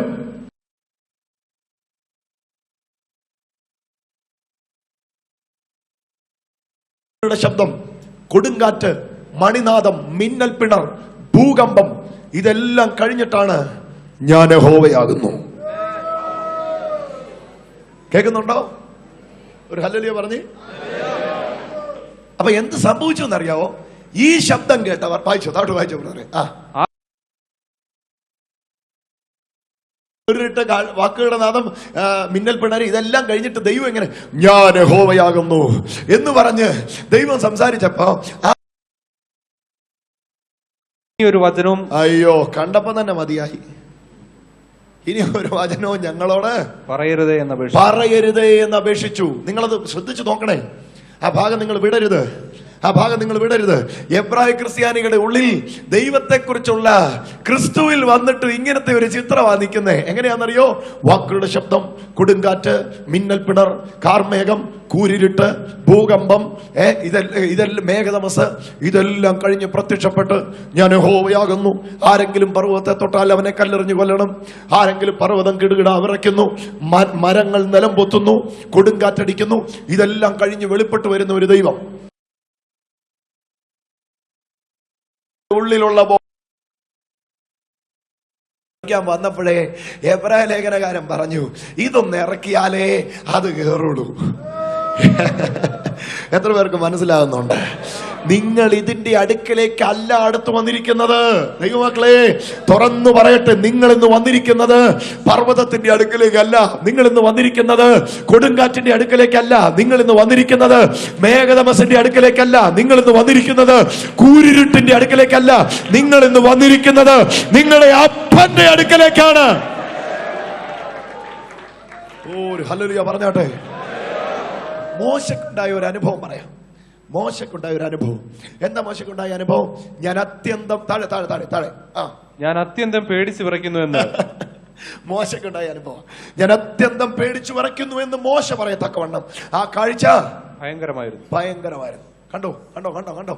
ഇവിടെ നോക്കിക്കേ, എല്ലാവരും ശ്രദ്ധിച്ച് ഈ ആശയം ഒന്ന് നിങ്ങളുടെ ഉള്ളിലോട്ട് കയറട്ടെ ഇന്ന് രാത്രി. എന്നാലേ ഈ ബാലശിക്ഷ എന്താണെന്ന് മനസ്സിലാകുള്ളൂ. ഇപ്പൊ ബാലശിക്ഷ പഠിക്കാൻ വന്നപ്പോഴും ഇങ്ങനെ ഒരു ദൈവത്തെക്കുറിച്ചുള്ള ചിത്രമാണ് ഉള്ളിലിരിക്കുന്നത്. പർവ്വതത്തിൽ വെളിപ്പെട്ട് വരും. ദൈവം വരുമ്പം കൊടുങ്കാറ്റ് വരും. ദൈവം വരുമ്പം കാർമേഘം വരും. ദൈവം വരുമ്പം മിന്നൽ പിണർ വരും. ദൈവം വരുമ്പം വാക്കുകളുടെ നാദം ഉണ്ടാകും, കൊടുങ്കാറ്റുണ്ടാകും. ഇതെല്ലാം കഴിഞ്ഞിട്ട് ഇറങ്ങി വരുന്ന ഒരു ദൈവത്തെക്കുറിച്ചാ ഉള്ളിലെ ചിത്രം. എന്നിട്ട് ഇവിടെ എഴുതി വെച്ചിരിക്കുക, അയ്യോ ഇനി ഒരു വാക്ക് ഞങ്ങളോട് പറയരുത് എന്ന് പറഞ്ഞ് എല്ലാവരും പാളയത്തിനകത്ത് കൂടാരത്തിനകത്ത് കയറി ഒളിച്ചു കളഞ്ഞു. മോശ 40 ദിവസം എന്ത് ചെയ്തിരുന്നു എന്ന് എബ്രായ ലേഖനകാരൻ പറയുന്നു. ഞാൻ അത്യന്തം പേടിച്ചു വിറയ്ക്കുന്നു എന്ന് മോശ പറയത്തക്കവണ്ണം ആ കാഴ്ച അതിഭയങ്കരമായിരുന്നു. എന്നിട്ട് എബ്രായർ ക്രിസ്ത്യാനികളോട് പറയാണ്, അയ്യോ നിങ്ങൾ അടുത്ത് വന്നിരിക്കുന്നത് ഇങ്ങനത്തെ ഒരു ചിത്രത്തിന്റെ അടുക്കിലേക്കേ അല്ല. ഒരു ഹല്ലേലൂയ പറഞ്ഞു. അപ്പൊ കർത്താവിന്റെ ബാലശിക്ഷ പഠിക്കണമെങ്കിൽ ആദ്യമേ കർത്താവ് ആരാന്നൊന്ന് അറിയണം. യേശു ഭൂമിയിൽ പ്രത്യക്ഷപ്പെട്ടപ്പോൾ നിങ്ങൾ നോക്ക്, വാക്കുകളുടെ ശബ്ദമില്ല, കൊടുങ്കാറ്റില്ല, മിന്നൽ പിണരില്ല, ഭൂകമ്പമില്ല. നിങ്ങൾ എന്നെ ശ്രദ്ധിക്കുന്നുവെന്ന് ഞാൻ ചിന്തിക്കുന്നു. അവൻ മലയിലല്ല പ്രത്യക്ഷപ്പെട്ടത്, അവൻ പുരുഷാരത്തിന്റെ ഇടയിലായിരുന്നു. അവന്റെ പേര് ഇമ്മാനുവേൽ എന്നായിരുന്നു. ദൈവം നമ്മോട് കൂടെ. ഒന്ന് കരമടിച്ച് യേശുവിന് നന്ദി പറ. അപ്പൊ എന്ത് മനസ്സിലായി? അത് ഭാഗികമായ വെളിപ്പാടും ഇത് പൂർണ്ണമായ വെളിപ്പാടുമാണ്. എബ്രായ ലേഖനകാരൻ 1-ാം അധ്യായത്തിൽ പറയുമ്പോൾ തന്നെ പറയുന്നു, ദൈവം പണ്ട് ഭാഗം ഭാഗമായും വിവിധമായും പ്രവാചകന്മാർ മുഖാന്തരം അരുൾ ചെയ്തിട്ട് ഈ അന്ത്യകാലത്ത് പുത്രൻ മുഖാന്തരം നമ്മോട് അരുൾ ചെയ്യുവാൻ പിതാവിന് ഇഷ്ടം തോന്നിയിരിക്കുകയാണ്. അപ്പൊ നോക്കിക്കേ, ഭാഗമായ അരുളപ്പാടിൽ കണ്ടവർ ഞെട്ടി, കേട്ടവർ ഞെട്ടി, തൊട്ടവർ ഞെട്ടി. ഞാൻ അത്യന്തം പേടിച്ചു വിറയ്ക്കുന്നു എന്ന് മോശ പറയത്തക്കവണ്ണം അതികഠിനവും അതിഭയങ്കരവുമായ കാഴ്ചയിൽ അത് ഒതുങ്ങി നിന്നു. എന്നാൽ ഇവിടെയാണ് ഇനി അടുത്ത ചിത്രം തുറക്കേണ്ടത്. കർത്താവിന്റെ അടുക്കലേക്ക് ചെല്ല്. ഇതൊന്നും കാണാനില്ല. കൊടുങ്കാറ്റില്ല അവിടെ അകമ്പടിനാദമില്ല, അവിടെ വാക്കുകളുടെ ശബ്ദമില്ല. അങ്ങോട്ട് പോയി കല്ലുവർക്ക് ഇരുന്ന് കളിക്കുന്ന കൊച്ചു പിള്ളേരെ കണ്ടില്ലേ എന്നാ കളിയാന്ന്? അവന്മാരെ വിളിച്ച് മടിയിലിരുത്തിയിട്ട് പറയുക, ഇവർക്കാണ് ദൈവരാജ്യം. എന്നാ മനസ്സിലായി? ഞാൻ ഇറങ്ങുമ്പം പർവ്വതത്തെ വല്ലവും തൊട്ട അവനെ കല്ലെറിഞ്ഞ് കൊല്ലണമെന്ന് പറഞ്ഞ അതേ ദൈവത്തിന്റെ പുത്രൻ ഭൂമി വന്നപ്പോ പിള്ളേരെ വിളിച്ച് മടിയിലിരുത്തിയിട്ട് പറഞ്ഞു, കണ്ടോ കണ്ടോ കണ്ടോ, ഇവരെ പോലെയുള്ളവർക്കാ ദൈവരാജ്യം ഉള്ളത്. കൂടെ ഇരുന്ന് കരയുന്നു, ഒപ്പം നടക്കുന്നു, ഒപ്പം നടന്നു മനുഷ്യന്റെ വിഷയം കണ്ട് അവനെ തൊട്ട് സൗഖ്യമാക്കുന്നു. കുരുടന്റെ മേൽ കൈ തൊടുന്നു, ഊമന്റെ അധരം തുറക്കുന്നു, ചെകിടന്റെ ചെവിയിൽ വിരലിടുന്നു. എന്താ ഇത്? അത് ദാസന്മാരോടുള്ള ഇടപാട്, ഇത് മക്കളോടുള്ള ഇടപാട്. ഏത് വേണം ഇന്ന് രാത്രി? ഒരു ഹല്ലേലൂയ പറഞ്ഞേ. നിങ്ങളുടെ ഉള്ളിൽ ഇന്ന് ദൈവത്തെക്കുറിച്ചുള്ള ചിത്രം എങ്ങനെയോ അങ്ങനെയേ നിങ്ങൾക്ക് ബാലശിക്ഷ പഠിച്ചു മനസ്സിലാക്കാൻ കഴിയുകയുള്ളൂ. ആമേൻ. ഇന്നും നല്ല ശതമാനം ആൾക്കാർക്കും ഇഷ്ടം ദൈവത്തെ യജമാനെ എന്ന് വിളിക്കാന്. ദാസന്റെ കണ്ണ് യജമാനന്റെ കയ്യിലേക്കും ദാസിയുടെ കണ്ണ് യജമാനത്തിയുടെ കയ്യിലേക്കും എന്ന പോലെ സൈന്യങ്ങളുടെ ദൈവമായ യഹോവേ, നിങ്കിലേക്ക് ഞാൻ എന്റെ കണ്ണുകളെ ഉയർത്തുന്നു. ആ പ്രാർത്ഥന താഴെ നിന്ന് ഉയരുമ്പോ തന്നെ കർത്താവ് താഴോട്ട് നോക്കിയിട്ട് പറയും, ഓ ഇവിടെ മക്കള് ക്യൂ നിൽക്കുക, മക്കള് ഇവിടെ നിരനിരയായിട്ട് നിന്നുകൊണ്ടിരിക്കുക. അപ്പോഴാണ് ഒരാൾ പറയുന്നത്, ദൈവമേ നീ എനിക്ക് യജമാനാ, ഞാൻ നിനക്ക് ദാസനാ. ശരിയാ, പൗലോസ് ദൈവത്തിന്റെ ദാസനാന്നാ വിളിച്ചു പറഞ്ഞേ. അതൊരിക്കലും തന്റെ സ്ഥിതിയല്ല, തന്റെ ശുശ്രൂഷയിൽ യേശുവിന്റെ മുമ്പിലുള്ള മനോഭാവമാ. ഞാൻ അവന്റെ ദാസനാ. പക്ഷെ അവൻ പറയുന്ന വാക്കോർക്കണേ, നിങ്ങൾ പിന്നെയും ഭയപ്പെടേണ്ടതിന് ദാസ്യത്വത്തിന്റെ ആത്മാവിനെ അല്ല, നാം അബ്ബാ പിതാവേ എന്ന് വിളിക്കുന്ന, ഓ നിങ്ങൾക്ക് എത്ര പേർക്ക് അത് മനസ്സിലാകുന്നു? നിങ്ങൾ അബ്ബാ പിതാവേ എന്ന് വിളിക്കുന്ന സ്വന്തം പുത്രന്റെ ആത്മാവിനെ. ഹല്ലേലൂയ. പഴയ നിയമത്തിൽ അനേക പ്രാർത്ഥനകൾ ഉണ്ടായിരുന്നു. പക്ഷെ യേശു പഠിപ്പിച്ച പ്രാർത്ഥനയായിരുന്നു ഏറ്റവും വ്യത്യസ്തമായ പ്രാർത്ഥന. സൈന്യങ്ങളുടെ ദൈവമായ യഹോവേ, ദാസന്റെ കണ്ണ് യജമാനന്റെ കയ്യിലേക്കും ദാസിയുടെ കണ്ണ് യജമാനത്തിയുടെ കയ്യിലേക്കും എന്ന നിലയിൽ പ്രാർത്ഥന നടന്നുകൊണ്ടിരുന്നപ്പോൾ യേശു പറഞ്ഞു, പ്രയർ പാറ്റേൺ തന്നെ മാറണം. നിങ്ങൾ പ്രാർത്ഥിക്കുമ്പോൾ ചൊല്ലേണ്ടിയത്, നിങ്ങൾ പ്രാർത്ഥിക്കുമ്പോൾ പറയേണ്ടിയത്, സ്വർഗസ്ഥനായ എന്റെ പിതാവേ, സ്വർഗസ്ഥനായ എന്റെ പിതാവേ. എത്ര പേർക്ക് ഇന്ന് പറയാൻ പ്രാഗൽഭ്യമുണ്ട്? അത്രയും പേര് അതരം തുറന്ന് പറഞ്ഞു, സ്വർഗസ്ഥനായ എന്റെ പിതാവേ. ഞാൻ വന്നിരിക്കുന്നത് യജമാനന്റെ മുമ്പിലേക്കല്ല, ഞാൻ അവന്റെ മുമ്പിൽ ഒരു ദാസനുമല്ല, ഞാൻ ഇന്ന് അവന്റെ മുമ്പിൽ മകനാണ്, അവൻ എന്റെ മുമ്പിൽ അപ്പനാണ്. ആട്ടെ, എന്താ കർത്താവിന്റെ ബാലശിക്ഷ? കർത്താവിന്റെ ബാലശിക്ഷ അറിയണമെങ്കിൽ ഈ സ്നേഹിക്കുന്ന അപ്പനെ അറിയണം. ഹല്ലേലൂയ. ഒന്ന് പറഞ്ഞ രണ്ടാമതേന് മിദ്യാന്റെ കയ്യിലും അമാല്യക്കരുടെ കയ്യിലും ഗിർഗസ്യരുടെ കയ്യിലും യെബൂസ്യരുടെ കയ്യിലും ഏൽപ്പിച്ചു കൊടുത്ത ആ പഴയ നിയമത്തിലെ ചിത്രം വെച്ചോണ്ട് പുതു നിയമത്തിൽ വെളിപ്പെട്ട സ്നേഹസ്വരൂപനായ അപ്പനെ പഠിക്കാൻ പോയാൽ ആകെ അങ്കാലാപ്പിലായി പോകും. ഇത് വേറൊരു വെളിപ്പാടാ. ഇതെത്ര പേർക്ക്? യെശയ്യാ പ്രവാചകൻ 2 കാലഘട്ടത്തെ തന്റെ വെളിപ്പാടിൽ വിവക്ഷിക്കുമ്പോൾ താൻ പറയുന്ന 2 വാക്കുണ്ട്. ഒന്ന് യഹോവയുടെ പ്രതികാര ദിവസം, ഒന്ന് യഹോവയുടെ പ്രസാദകാലം. താൻ ഉൾപ്പെടുന്ന തന്റെ കാലം ദൈവത്തിന്റെ പ്രതികാര ദിവസമാ. ആ പ്രതികാരത്തിന്റെ ചുവയോടുകൂടി ദൈവം വെളിപ്പെട്ടു. പക്ഷെ ആ കോപം പുത്രന്റെ മേൽ വീണു. ദൈവത്തിന്റെ ക്രോധാഗ്നിയിൽ പുത്രൻ വീണു. ഓ സ്തോത്രം. ഞാനിത് പറയുമ്പോൾ എത്ര പേർക്ക് അത് മനസ്സിലാകുന്നുണ്ട്? അന്ന് മുതൽ ദൈവത്തിന്റെ പ്രതികാരത്തിന്റെ മുഖമല്ല പ്രത്യക്ഷപ്പെടുന്നത്, യേശുവിന്റെ പ്രസാദകാലമാണ്. നിങ്ങൾ വന്നിരിക്കുന്നത് ദൈവകോപത്തിലല്ല, നിങ്ങൾ വന്നിരിക്കുന്നത് ദൈവസ്നേഹത്തിലാണ്. അടുത്തിരിക്കുന്ന ആൾക്ക് കരം കൊടുത്തു പറ, ഇന്നും ഭയപ്പെടുവല്ല ചെയ്യേണ്ടത്, തികഞ്ഞ സ്നേഹം ഭയത്തെ പുറത്താക്കുക ചെയ്യണ്ടേ. ഇന്ന് ഞാൻ യേശുവിനെ അനുസരിക്കും. ഇന്ന് ഞാൻ യേശുവിനെ അനുസരിക്കാൻ കാര്യം, അനുസരിച്ചില്ലെങ്കിൽ തല്ലുമല്ലോ ഓർത്തിട്ടല്ല. അവന്റെ തല്ലല്ല എന്റെ പ്രശ്നം, അവൻ എന്റെ അപ്പനാകയാൽ എനിക്ക് അവനെ അനുസരിക്കാതിരിക്കാൻ വയ്യ. എത്ര പേർക്ക് ആഴം മനസ്സിലാകുന്നു? ഓ, അവര് മാത്രം കരമടിച്ച് യേശുവിനെ ഒന്ന് സ്തുതിക്കട്ടെ. അപ്പൊ ശിക്ഷാവിധിയിൽ, ഓ സ്തോത്രം, ശിക്ഷാവിധിയിൽ മുഴുവൻ ജഡസംഹാരമാ. എന്നെ നോക്കണേ, ഇങ്ങോട്ട് നോക്കണേ. ശിക്ഷാവിധിയിൽ മുഴുവൻ ജഡസംഹാരമാ.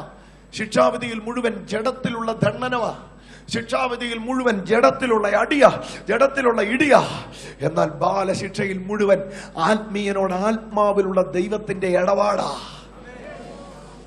ഞാനത് വിശദീകരിക്കാം. ബാലശിക്ഷ എന്താന്ന് പറയുമ്പോൾ ഞാനത് വിശദീകരിക്കാം. ജഡസംഹാരമല്ല ബാലശിക്ഷ. ഹലോ, ആമേൻ. നിങ്ങളും ശ്രദ്ധിച്ചാട്ടെ, പുതു നിയമത്തിൽ കർത്താവ് നടത്തുന്ന ബാലശിക്ഷ ജഡസംഹാരമല്ല. നിങ്ങളെ വണ്ടി ഇടിച്ചപ്പം നിങ്ങൾ തെറ്റിദ്ധരിക്കരുത്, അത് ബാലശിക്ഷയല്ല. നിങ്ങളുടെ കടകത്തിപ്പോയപ്പം നിങ്ങൾ തെറ്റിദ്ധരിക്കരുത്, അത് ബാലശിക്ഷയല്ല. ആമേൻ. ജഡസംഹാരം എന്ത്, ബാലശിക്ഷ എന്ത്? കൊരിന്ത് സഭയിൽ സ്റ്റെപ്പ് മദറിനെ സ്വന്തം ഭാര്യയായി പരിഗണിച്ചുകൊണ്ടിരുന്ന ഒരാളുണ്ടായിരുന്നു. അപ്പന്റെ ഭാര്യയെ സ്വന്തം ഭാര്യയായി പരിഗണിച്ചുകൊണ്ടിരുന്ന ഒരാളുണ്ടായിരുന്നു. അപ്പൊ അവനെ പല പ്രാവശ്യം തർജ്ജനം ചെയ്തിട്ട് അവൻ മടങ്ങി വന്നില്ല. ഉടനെ അവന്റെ മേലുള്ള ശിക്ഷാ നടപടി പൗലൂസ് പറയുന്നുണ്ട് അവിടെ. നിങ്ങളും എന്റെ ആത്മാവും, നിങ്ങൾ എന്ന് പറയുന്ന ചർച്ച്, 3 പ്രൊട്ടക്ഷനാണ് ഒരു വിശുദ്ധന് ഭൂമിയിലുള്ളത്. 1 സഭയുടെ സംരക്ഷണം, നിങ്ങൾ. 2 എന്റെ ആത്മാവ്, അത് ശുശ്രൂഷകന്റെ കവറേജാണ്. ഏത് ശുശ്രൂഷയിൽ നിങ്ങൾ നിൽക്കുന്നോ ആ ദൈവദാസന് നിങ്ങളുടെ മേലൊരു ഭയങ്കര അധികാരമാണ്. അയാള് നിന്നെ പൂട്ടിയാ നീ പൂട്ടപ്പെടും, അയാള് നിന്നെ അഴിച്ചു വിട്ടാ നീ അഴിച്ചു വിടും. അതവിടെ വ്യക്തമാണ്. നിങ്ങളും എന്റെ ആത്മാവും. അടുത്തത് നമ്മുടെ കർത്താവായ യേശുവിന്റെ ശക്തിയും കൂടെ, 3ഉം കൂടെ ഒരുമിക്കണം. കാരണം ഇവനെ പിശാചിൽ നിന്ന് എടുക്കാൻ വേണ്ടി ഇത് 3ഉം കൂടെ ഒരുമിച്ച് വ്യാപരിച്ചതാ. പിശാചിന് കൊടുക്കുമ്പോഴും ഇത് 3ഉം കൂടെ വ്യാപരിക്കണം, ഇല്ലെങ്കിൽ പിശാച് കൊണ്ടുപോവുകയല്ല. ഇന്ന് പിശാചിന് നിന്നെ തൊടാൻ പറ്റാത്തതിന്റെ കാര്യം നിന്റെ ചുറ്റിലും ഇത് മൂന്നും ഉണ്ട്. നീ ഉൾപ്പെട്ട് നിൽക്കുന്ന സഭയുടെ ഒരു സംരക്ഷണമുണ്ട്. നീ ഉൾപ്പെട്ട് നിൽക്കുന്ന സഭയുടെ ഒരു സംരക്ഷണമുണ്ട്. സഭയിലാകുമ്പോൾ കർത്താവിന്റെ ശരീരത്തിലാണ് ആകുന്നത്. ശരീരത്തിലാകുന്നവന് തലയുടെ സംരക്ഷണം ലഭിക്കുന്നു. ഭാഗം 1. ഭാഗം 2, നിനക്കൊരു ശുശ്രൂഷകന്റെ ഒരു വലിയ സംരക്ഷണമുണ്ട്. പൗലോസ് ഇത് വിശദീകരിക്കുമ്പോൾ പറയുന്നത്, ഞാൻ ശരീരം കൊണ്ട് ദൂരസ്ഥനെങ്കിലും ആത്മാവ് കൊണ്ട് നിങ്ങളുടെ കൂടെ ഉള്ളവൻ. എത്ര പേർക്ക് മനസ്സിലാകുന്നുണ്ട്? ഞാനൊരു സഭയുടെ ശുശ്രൂഷകനാണ്. ഞാൻ പലയിടങ്ങളിൽ യാത്ര ചെയ്യാറുണ്ട്. പക്ഷെ എന്റെ ചർച്ചിൽ കൂടുന്ന ഓരോ വിശുദ്ധന്മാരുടെ കാര്യത്തിലും എത്ര ദൂരത്താണെങ്കിലും എനിക്ക് അവരുടെ കാര്യത്തിൽ ഒരു അധികാരമുണ്ട്. ഞാൻ അവരെ അനുഗ്രഹിച്ചാൽ അതൊരു അനുഗ്രഹമാ. ഞാൻ അവർക്ക് വേണ്ടി പ്രാർത്ഥിച്ചാൽ അതൊരു പ്രാർത്ഥനയാ. എനിക്ക് ഒരു കൃപാവരമില്ലെങ്കിൽ പോലും എന്റെ കൈവപ്പ് അവരുടെ തലയിൽ വീണാൽ അതൊരു അനുഗ്രഹമാ. എന്താ കാര്യം എന്നറിയാമോ? എനിക്ക് അവരുടെ കാര്യത്തിൽ ഭയങ്കര അധികാരമാണ്. അവരെ പിശാചിന്റെ കയ്യിൽ നിന്ന് എടുക്കാൻ ദൈവം ഉപയോഗിച്ചത് എന്നെയാണ്. ഒരു ഹല്ലേലൂയ പറഞ്ഞാട്ട്. മൂന്നാമത്തെ സംരക്ഷണം യേശുവിന്റെ ശക്തി. ഇത് മൂന്നും കൂടെ പൊളിച്ചു കൊടുത്തു. ഇവനെ മറച്ചു പിടിച്ച 3 മറയും പൊളിച്ചു കൊടുത്തു. ഇപ്പൊ ഇതാ അടുത്ത പരിപാടി തുടങ്ങി. നിങ്ങളും എന്റെ ആത്മാവും നമ്മുടെ കർത്താവായ യേശുവിന്റെ ശക്തിയോടുകൂടി ഒരുമിച്ച് കൂടിയിട്ട് അവന്റെ ആത്മാവ് കർത്താവായ യേശു ക്രിസ്തുവിന്റെ നാളിൽ രക്ഷിക്കപ്പെടേണ്ടതിന് അവനെ ജഡസംഹാരത്തിനായി സാത്താനേൽപ്പിക്കണം. കണ്ടോ, ജഡസംഹാരം ആരുടെ ജോലിയാ? നമ്മൾ പറയുന്ന പോലെ ആയിരുന്നെങ്കിൽ, ദൈവമേ ഞങ്ങൾ പ്രാർത്ഥിക്കുന്നു നിന്റെ കരം അവന്റെ മേലൊന്ന് വെക്കണേ. എന്നാ ഉദ്ദേശിച്ച്? പോകുന്ന വഴിക്ക് വണ്ടി ഇടിക്കണം. എന്നാ ഉദ്ദേശിച്ച്? പോകുന്ന വഴിക്ക് അവൻ തെന്നി വീണ്ടും നാളെ ഞൊണ്ടി വരുമ്പോ പറയും, കർത്താവ് അവനെ തൊട്ടു. തൊട്ടത് പിശാചും, തോറ്റത് കർത്താവുക. ഹലോ, ഒരു ഹല്ലേലൂയ പറഞ്ഞാട്ടെ. എത്ര പേർക്ക് മനസ്സിലാകുന്നു? ജഡസംഹാരം പുതുനിയമത്തിൽ ദൈവത്തിന്റെ ഇടപാടല്ല. ആണെങ്കിൽ എന്തിനിവനെ സാത്താൻ ഏൽപ്പിച്ചു കൊടുത്തു? നോ, അവൻ നിന്റെ ജഡത്തെ സംഹരിച്ചിട്ടല്ല. കണ്ണുകുത്തി പൊട്ടിച്ചോ, ചെവി കേൾക്കാറാക്കിയിട്ടോ. എനിക്ക് മനസ്സിലായി, ഉപവസിക്കാഞ്ഞിട്ടാ ഇത് കിട്ടിയത്. ആര് തന്നു? ദൈവം തന്നോ പിശാചി തന്നോ? കർത്താവ് ചെയ്യത്തില്ല. പണ്ടൊരു ഉപദേശിയുടെ മകൻ കിണറിന്റെ കരയിലിരുന്നപ്പം പിശാച് പ്രത്യക്ഷപ്പെട്ട് പറഞ്ഞു എന്നാ ഞാൻ കേട്ടതല്ല കേട്ടോ, വെറുതെ വിട്ടേക്കണേ. പിശാച് പ്രത്യക്ഷപ്പെട്ട് പറഞ്ഞു എന്നാ പറഞ്ഞേ. എന്താ പിശാച് പറഞ്ഞു? എടാ കൊച്ചെ എഴുന്നേറ്റ് വീട്ടിൽ പോകാൻ പറഞ്ഞു. അപ്പൊ പിശാചിനോട് ഉപദേശിയുടെ മകൻ ചോദിച്ചു, അല്ല പിശാച്, ഞാൻ ഈ കിണറ്റുകര ഇരിക്കുന്നതിന് നിനക്കെന്നാ കുഴപ്പം? ഉടനെ പിശാച് പറഞ്ഞു, നീ എങ്ങാനും ഈ പായലെ ചവിട്ടി കാല് തന്നെ ഇതിൻ്റെ അകത്ത് വീണ പിന്നെ എനിക്ക് കിടക്കപ്പുറത്ത് കാണുകയല്ല. ഈ ഉമ്മാരെല്ലാം കൂടെ ഞാനാ തള്ളിയിട്ടെന്ന് പറഞ്ഞു ഉപവാസ പ്രാർത്ഥന നടന്നു. ഇപ്പൊ തന്നെ എനിക്ക് ശൗര്യക്കേടാ. അപ്പൊ അതും കൂടെ ആവുമ്പോ എനിക്ക് നിൽക്കാൻ ഒക്കത്തില്ല. കർത്താവ് ചെയ്യുന്നത് പിശാച് ചെയ്യുന്നതെന്നും പിശാച് ചെയ്യുന്ന കർത്താവ് ചെയ്യുന്നതെന്നും പറയല്ലേ.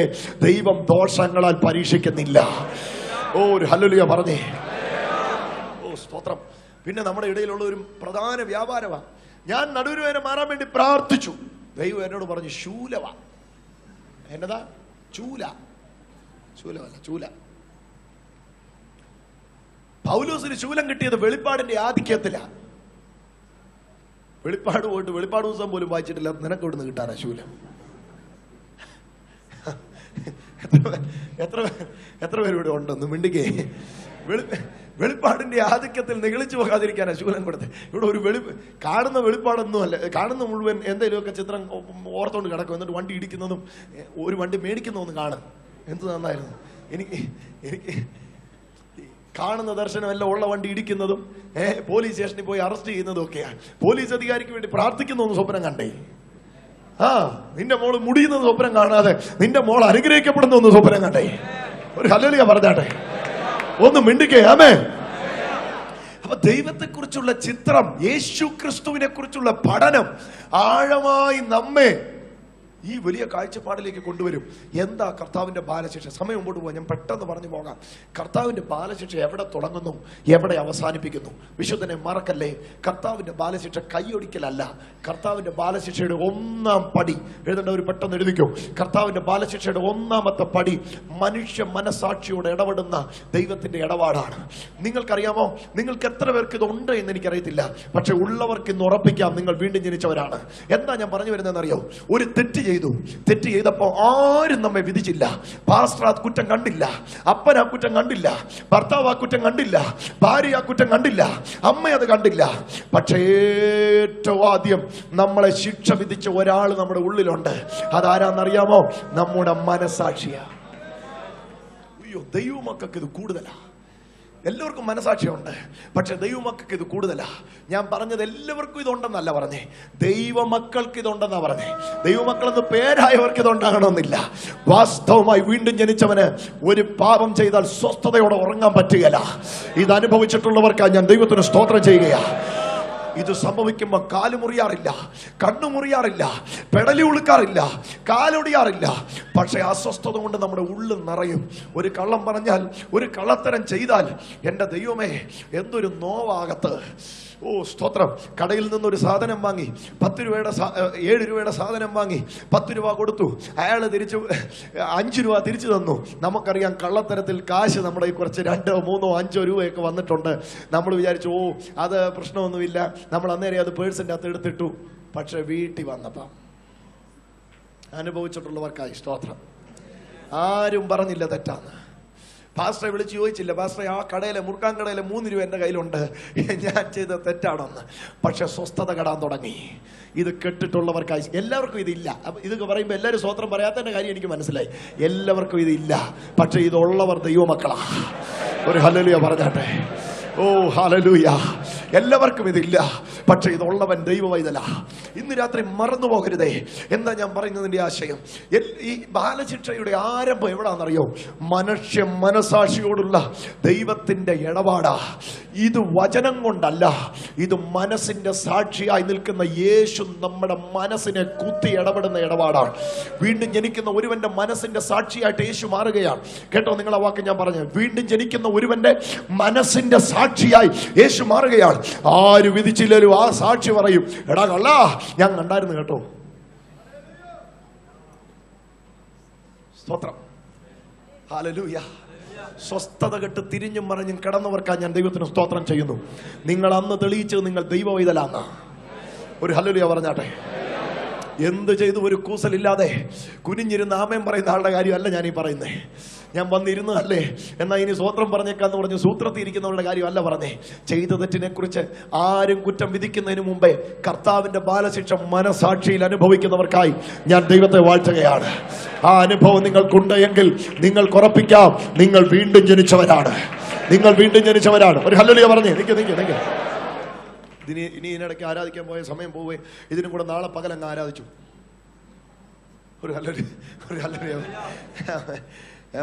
എന്താ പറഞ്ഞതിന്റെ ആശയം? പറഞ്ഞതിന്റെ ആശയത്തിന്റെ 2ാം ഭാഗം നിങ്ങൾ ശ്രദ്ധിക്കണേ. കർത്താവിന്റെ ബാലശിക്ഷയുടെ 1ാമത്തെ അനുഭവം മനുഷ്യ മനസാക്ഷിയിലാണെങ്കിൽ 2ാമത്തെ അനുഭവം വചന കേൾവിയിലാണ്. എഴുതിക്കോ, വേഗം എഴുതിക്കോ. വചനം കേട്ടുകൊണ്ടിരിക്കുമ്പോഴാണ്. 1 മനസാക്ഷിയോടെ ഇടപെടും, 2 വചനത്തിലൂടെ ഇടപെടും. ഇങ്ങോട്ട് ശ്രദ്ധിച്ചേ. എന്താ ഈ പറഞ്ഞതിന്റെ അർത്ഥം? യേശുവിനെ ക്രൂശിക്കുമ്പം ഒരു മനസാക്ഷി കുത്തു യഹൂദനില്ലായിരുന്നു. പക്ഷെ പത്രോസ് പ്രസംഗിക്കാൻ തുടങ്ങിയപ്പം അവരുടെ ഹൃദയത്തെ കുത്തുകൊള്ളാൻ തുടങ്ങി. നിങ്ങൾ എന്നെ കേൾക്കുന്നു എന്ന് ഞാൻ ചിന്തിക്കുന്നു. അവരുടെ ഹൃദയത്തെ കുത്തുകൊള്ളാൻ തുടങ്ങി. ഹൃദയത്തെ കുത്തുകൊണ്ട് അവരുടെ കൈ മുറിഞ്ഞില്ല, അവരുടെ ആളുടെ കാലിലും കൈക്കും ബാൻഡേഡ് ഇട്ടില്ല. പക്ഷെ അവർ മാനസാന്തരപ്പെട്ടു. അവർ ഉറക്കെ വിളിച്ചു ചോദിച്ചു, സഹോദരന്മാരായ പുരുഷന്മാരെ, ഞങ്ങൾ രക്ഷ പ്രാപിപ്പാൻ എന്നാ ചെയ്യണം? ഓ ഈ 2ാമത്തെ അനുഭവം എത്ര പേർക്ക് സംഭവിച്ചിട്ടുണ്ട്? ഭാര്യയും ഭർത്താവും തമ്മിൽ വീട്ടിൽ വെച്ച് ഭയങ്കര വഴക്കായി. നമ്മൾ തമ്മിൽ അങ്ങോട്ടും ഇങ്ങോട്ടും സജീവമായി നടന്നു. ഇവിടെ വന്ന് പാസ്റ്റർ വചനമെടുത്തപ്പം, ദൂതെടുത്തപ്പം ആദ്യത്തെ ദൂത് വന്ന് തറച്ചത് എന്റെ നെഞ്ചത്താ. അയ്യോ. അന്നേരം ചോദിക്കുന്ന ഒരു ചോദ്യമുണ്ട്, ആര് പറഞ്ഞത് പാസ്റ്ററോട്? പാസ്റ്റർ ഇതെങ്ങനെ അറിഞ്ഞു? ഞാനും എൻ്റെ ഭാര്യയും വീട്ടിൽ ഇരുന്ന് പറഞ്ഞ കാര്യം ഹോളിലിരിക്കുന്ന പാസ്റ്റർ എങ്ങനെ അറിഞ്ഞു? മറക്കരുത്, ആ അഭിഷിക്തന്റെ നാവിലൂടെ ദൈവം നിന്നെ ബാലശിക്ഷ കഴിക്കുകയാണ്. ആ വചനത്തോട് മറുതലിക്കരുത്. കേൾക്കുന്നുണ്ടോ നിങ്ങൾ? എന്നെ ശ്രദ്ധിച്ച്. ആ വചനത്തോട് മറുതലിക്കരുത്.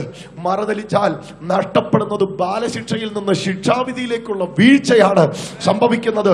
അതാർക്കും സംഭവിക്കാതിരിക്കേണ്ടതിന് വചനം കേൾക്കുമ്പോൾ മറുതലിക്കരുതേ. വചനത്തോട് ഏറ്റുപറഞ്ഞ് ഉപേക്ഷിക്കാൻ, തെറ്റുകളെ ഉപേക്ഷിക്കാൻ തയ്യാറായാൽ ആ വചന വ്യാപാരം നിങ്ങളുടെ മേൽ വ്യാപരിക്കാൻ തുടങ്ങും. ഒരു ഹല്ലേലൂയ പറഞ്ഞേ. അപ്പൊ 2ാമത്തെ ദൈവത്തിന്റെ ഇടപാട് വചന കേൾവിയിലാണ്. അനേക തെളിവുകൾ എടുത്തു കാണിക്കാനുണ്ട്, പക്ഷെ എടുത്തു കാണിക്കാൻ സമയം പോരാത്തതുകൊണ്ട് ഞാൻ കമ്പിവാചകത്തിൽ വിട്ടുപോകാം. 3ാമത് എവിടെയാണ്? 3ാമത്തെ വാക്യം 11:32. 1 കൊരിന്ത്യർ 11:32. വിധിക്കപ്പെടുന്നുവെങ്കിലോ നാം ലോകത്തോടു കൂടെ ശിക്ഷാവിധിയിൽ അകപ്പെടാതിരിക്കേണ്ടതിന് കർത്താവ് നമ്മെ ബാലശിക്ഷ കഴിക്കുന്നു. അപ്പൊ നോക്കി, ബാലശിക്ഷ ശിക്ഷാവിധിയിലേക്ക് പോകുന്നതിന് മുമ്പുള്ളതാണ്. ബാലശിക്ഷ സഹിച്ചാൽ ശിക്ഷാവിധി ഇല്ല, ശിക്ഷാവിധി സഹിച്ചാൽ ബാലശിക്ഷ ഇല്ല. 2-ൽ 1 ഉള്ളൂ. 3ാമത് എങ്ങനെയാ കർത്താവ് ബാലശിക്ഷ കഴിക്കുക? പറഞ്ഞിരിക്കുന്നേ, കർത്താവിന്റെ ബാലശിക്ഷയുടെ മൂന്നാമത്തെ മുഖം കർത്തൃമേശയുടെ മുമ്പിലാണ്. ഇവിടെ വരുമ്പോ ഒരുവനോട് പറയുക, തന്നെത്താൻ ശോധന ചെയ്തിട്ട് വേണം അപ്പത്തിൽ നിന്ന് തിന്നുകയും പാനപാത്രത്തിൽ നിന്ന് കുടിക്കുകയും ചെയ്യുവാൻ. ശോധന ചെയ്യാഞ്ഞാൽ തിന്നുന്നത് അപ്പമല്ല, കുടിക്കുന്നത് വീഞ്ഞല്ല, തനിക്ക് തന്നെ ശിക്ഷാവിധി തിന്നുകയും കുടിക്കുകയും ചെയ്യുന്നു. ഇത് ഹേതുവായി, ശിക്ഷാവിധിയായിട്ട് അടുത്തത് പറയുന്നു, ഇത് ഹേതുവായി നിങ്ങളിൽ പലരും രോഗികളാകുന്നു. ബാലശിക്ഷ രോഗിയില്ല. ഇത് ഹേതുവായി, അയോഗ്യമായി അപ്പം നിന്നത് ഹേതുവായി, കർത്താവിന്റെ ബാലശിക്ഷയുടെ പിരീഡിൽ നിന്ന് പുറത്തായത് ഹേതുവായി നിങ്ങളിൽ പലരും രോഗികളാകുന്നു. ചിലർക്ക് ബലഹീനത ഉണ്ടാകുന്നു. വേറെ ചിലർ അപ്പോയിന്റ്മെന്റ് ടൈമിന് മുമ്പേ മരണം ആസ്വദിക്കുന്നു. മറക്കരുത് ഈ വിഷയത്തിന്റെ ഗൗരവം. അപ്പം മേശപ്പുറത്ത് വന്നു, വീഞ്ഞെടുത്തു വെച്ചു. കർത്താവായ യേശു ക്രിസ്തുവിനെ കാണിച്ചു കൊടുത്ത രാത്രിയിൽ അവൻ അപ്പം എടുത്ത് വാഴ്ത്തു നുറുക്കി ശിഷ്യന്മാർക്ക് കൊടുത്ത്, ഇത് അനേകർക്ക് വേണ്ടി തകർക്കപ്പെടുന്ന എന്റെ ശരീരത്തിന്റെ ഓർമ്മയാകുന്നു. അനന്തരം കർത്താവായ യേശു ക്രിസ്തു അതുപോലെ തന്നെ പാനപാത്രം എടുത്ത് വാഴ്ത്തി, ഇത് അനേകർക്ക് വേണ്ടി ഒഴിക്കപ്പെടുന്ന രക്തത്തിന്റെ ഓർമ്മയാകുന്നു. ഇത് കുടിക്കുമ്പോഴൊക്കെ എന്റെ ഓർമ്മയ്ക്കായി ഇത് ചെയ്യുവിനെന്ന് പറയുന്നതിന് മുമ്പേ ആ അഭിഷിക്തൻ അതരം തുറന്ന് പറഞ്ഞ ഒരു പദം നിങ്ങൾ മറക്കരുത്. ആ പദം ഇതാണ്: തന്നെത്താൻ ശോധന ചെയ്തിട്ട് വേണം ഈ അപ്പത്തിൽ നിന്ന് കുടിക്കുകയും പാനപാത്രത്തിൽ നിന്ന് പാനം ചെയ്യുകയും ചെയ്യാൻ. അല്ലെങ്കിൽ എന്നാ കുഴപ്പമൊന്നുമില്ല, ശിക്ഷാവിധി തിന്നുകയും കുടിക്കുകയും ചെയ്യും. എന്താ പറഞ്ഞതിന്റെ അർത്ഥം? ആദ്യം മനസാക്ഷി ഇതിന്റെ കുത്തുമ്പം നീ മാനസാന്തരപ്പെട്ടോ, രക്ഷപ്പെട്ടു. ഇല്ല, അവിടുന്ന് ഒരു കുത്ത് കിട്ടിയിട്ട് ഒന്നും മാനസാന്തരപ്പെട്ടില്ല. കാരണം എത്ര നാളായി മനസാക്ഷി കിട്ടി കുത്താൻ തുടങ്ങി. കുത്തി കുത്തി കുത്തി കുത്തി മനസാക്ഷി ഒന്നും ഇപ്പൊ ഇല്ല. ഇനി അടുത്തതാണ് വചന കേൾവി. വചനം കേട്ടോണ്ടിരിക്കുമ്പോ ഇങ്ങനെ കാണിച്ചു. നമ്മൾ വിചാരിച്ച് ഏറ്റെടുക്കുന്നതാണ്, പുറകോട്ട് വിട്ടതാ.